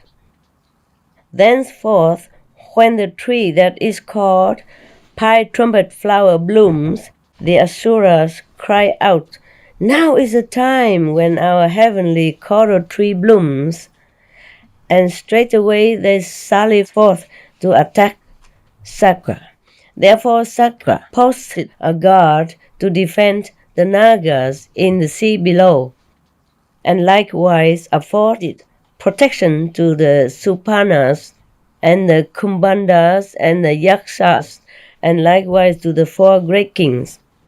And overall, for the purpose of averting disaster, he placed before the gates of the city of the gods images of Indra bearing the thunderbolt in his hands, the statues of Indra. When the Asuras, after defeating the Nagas and other supernatural beings, approach the city of the gods and see the images of Indra, they cry out, Indra, powerful god, they cry out, "Sakra has made a sally." A sally, I don't know what that is. Statues, I guess. And flee away. Just an image of Indra is enough to frighten all these Asuras because he is powerful. So powerful. This is end of the story of the past. Not yet. There's a few more words. Thus, Mahali, Prince Magha adopted the way of heedfulness, means one-pointedness, concentration, one-pointed contemplation, Because he was so heedful, he obtained such sovereignty, so exalted, and came to rule over the 2 worlds of the gods. Heedfulness is praised by the Buddhas and by others likewise, for it is through heedfulness that all attain the higher attainments, both those that are worldly and those that transcend all worlds. So saying, he pronounced the following stanza. Oh God, I hope this is not a continuation. I don't think so. He heard. Buddha recited 4 stanzas. A stanza. Heedfulness is always praised. Heedlessness is ever blamed. By heedfulness did Magha go to the lordship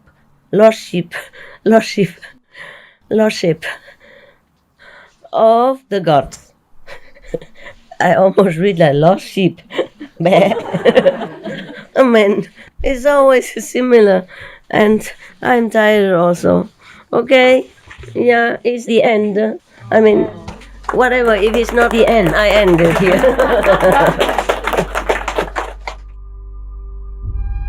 We should really thank the past masters, monks and nuns and scholars who have taken time to record the Buddha's teaching after the master's nirvana, and also for the past and present persons, lay or monks or nuns who have really dedicated themselves, sacrificed their time and precious health or under any difficult situation to translate this so that I can read it to you. And we have to thank them.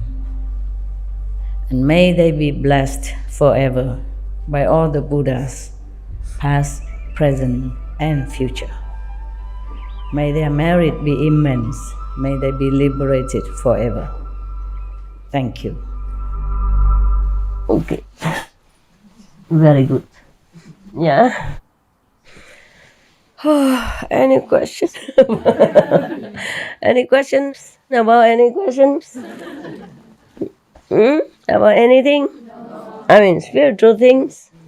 No, thank you. I know you don't have any. Thank you very much. I love that. No question is good question. Like no news is good news, right? Yes. Okay, I'm going, huh? I love you. We maybe meditate for a few minutes and then I go and eat the food. Otherwise, she feels sad. She's been spending early morning cooking for me.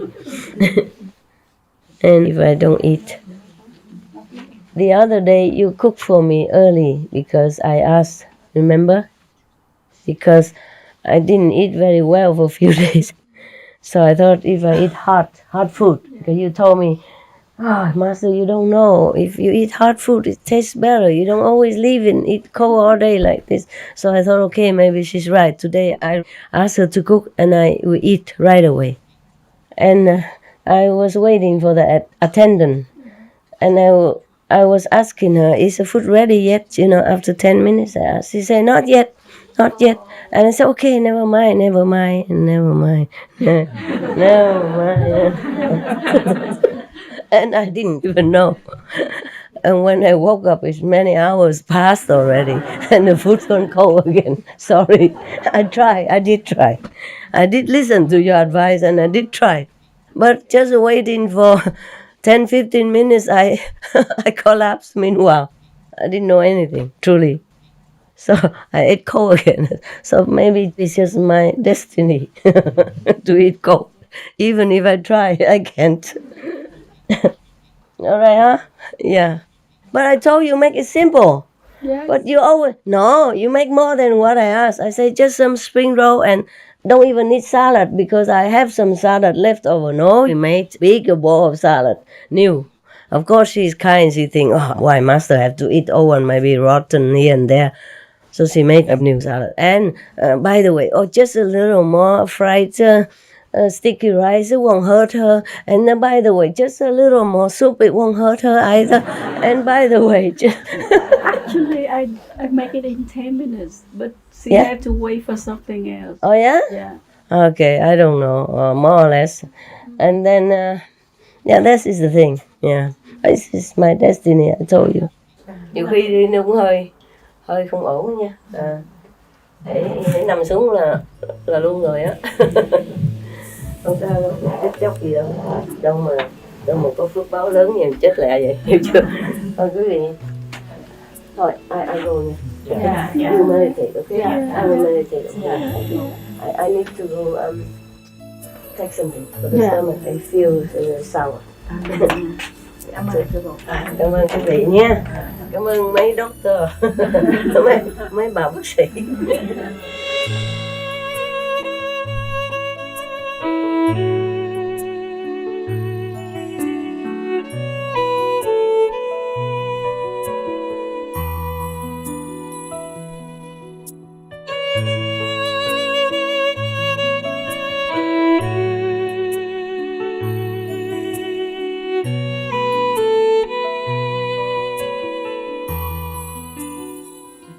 Our programs offer many languages. Please visit suprememastertv.com/schedule and suprememastertv.com/BMD.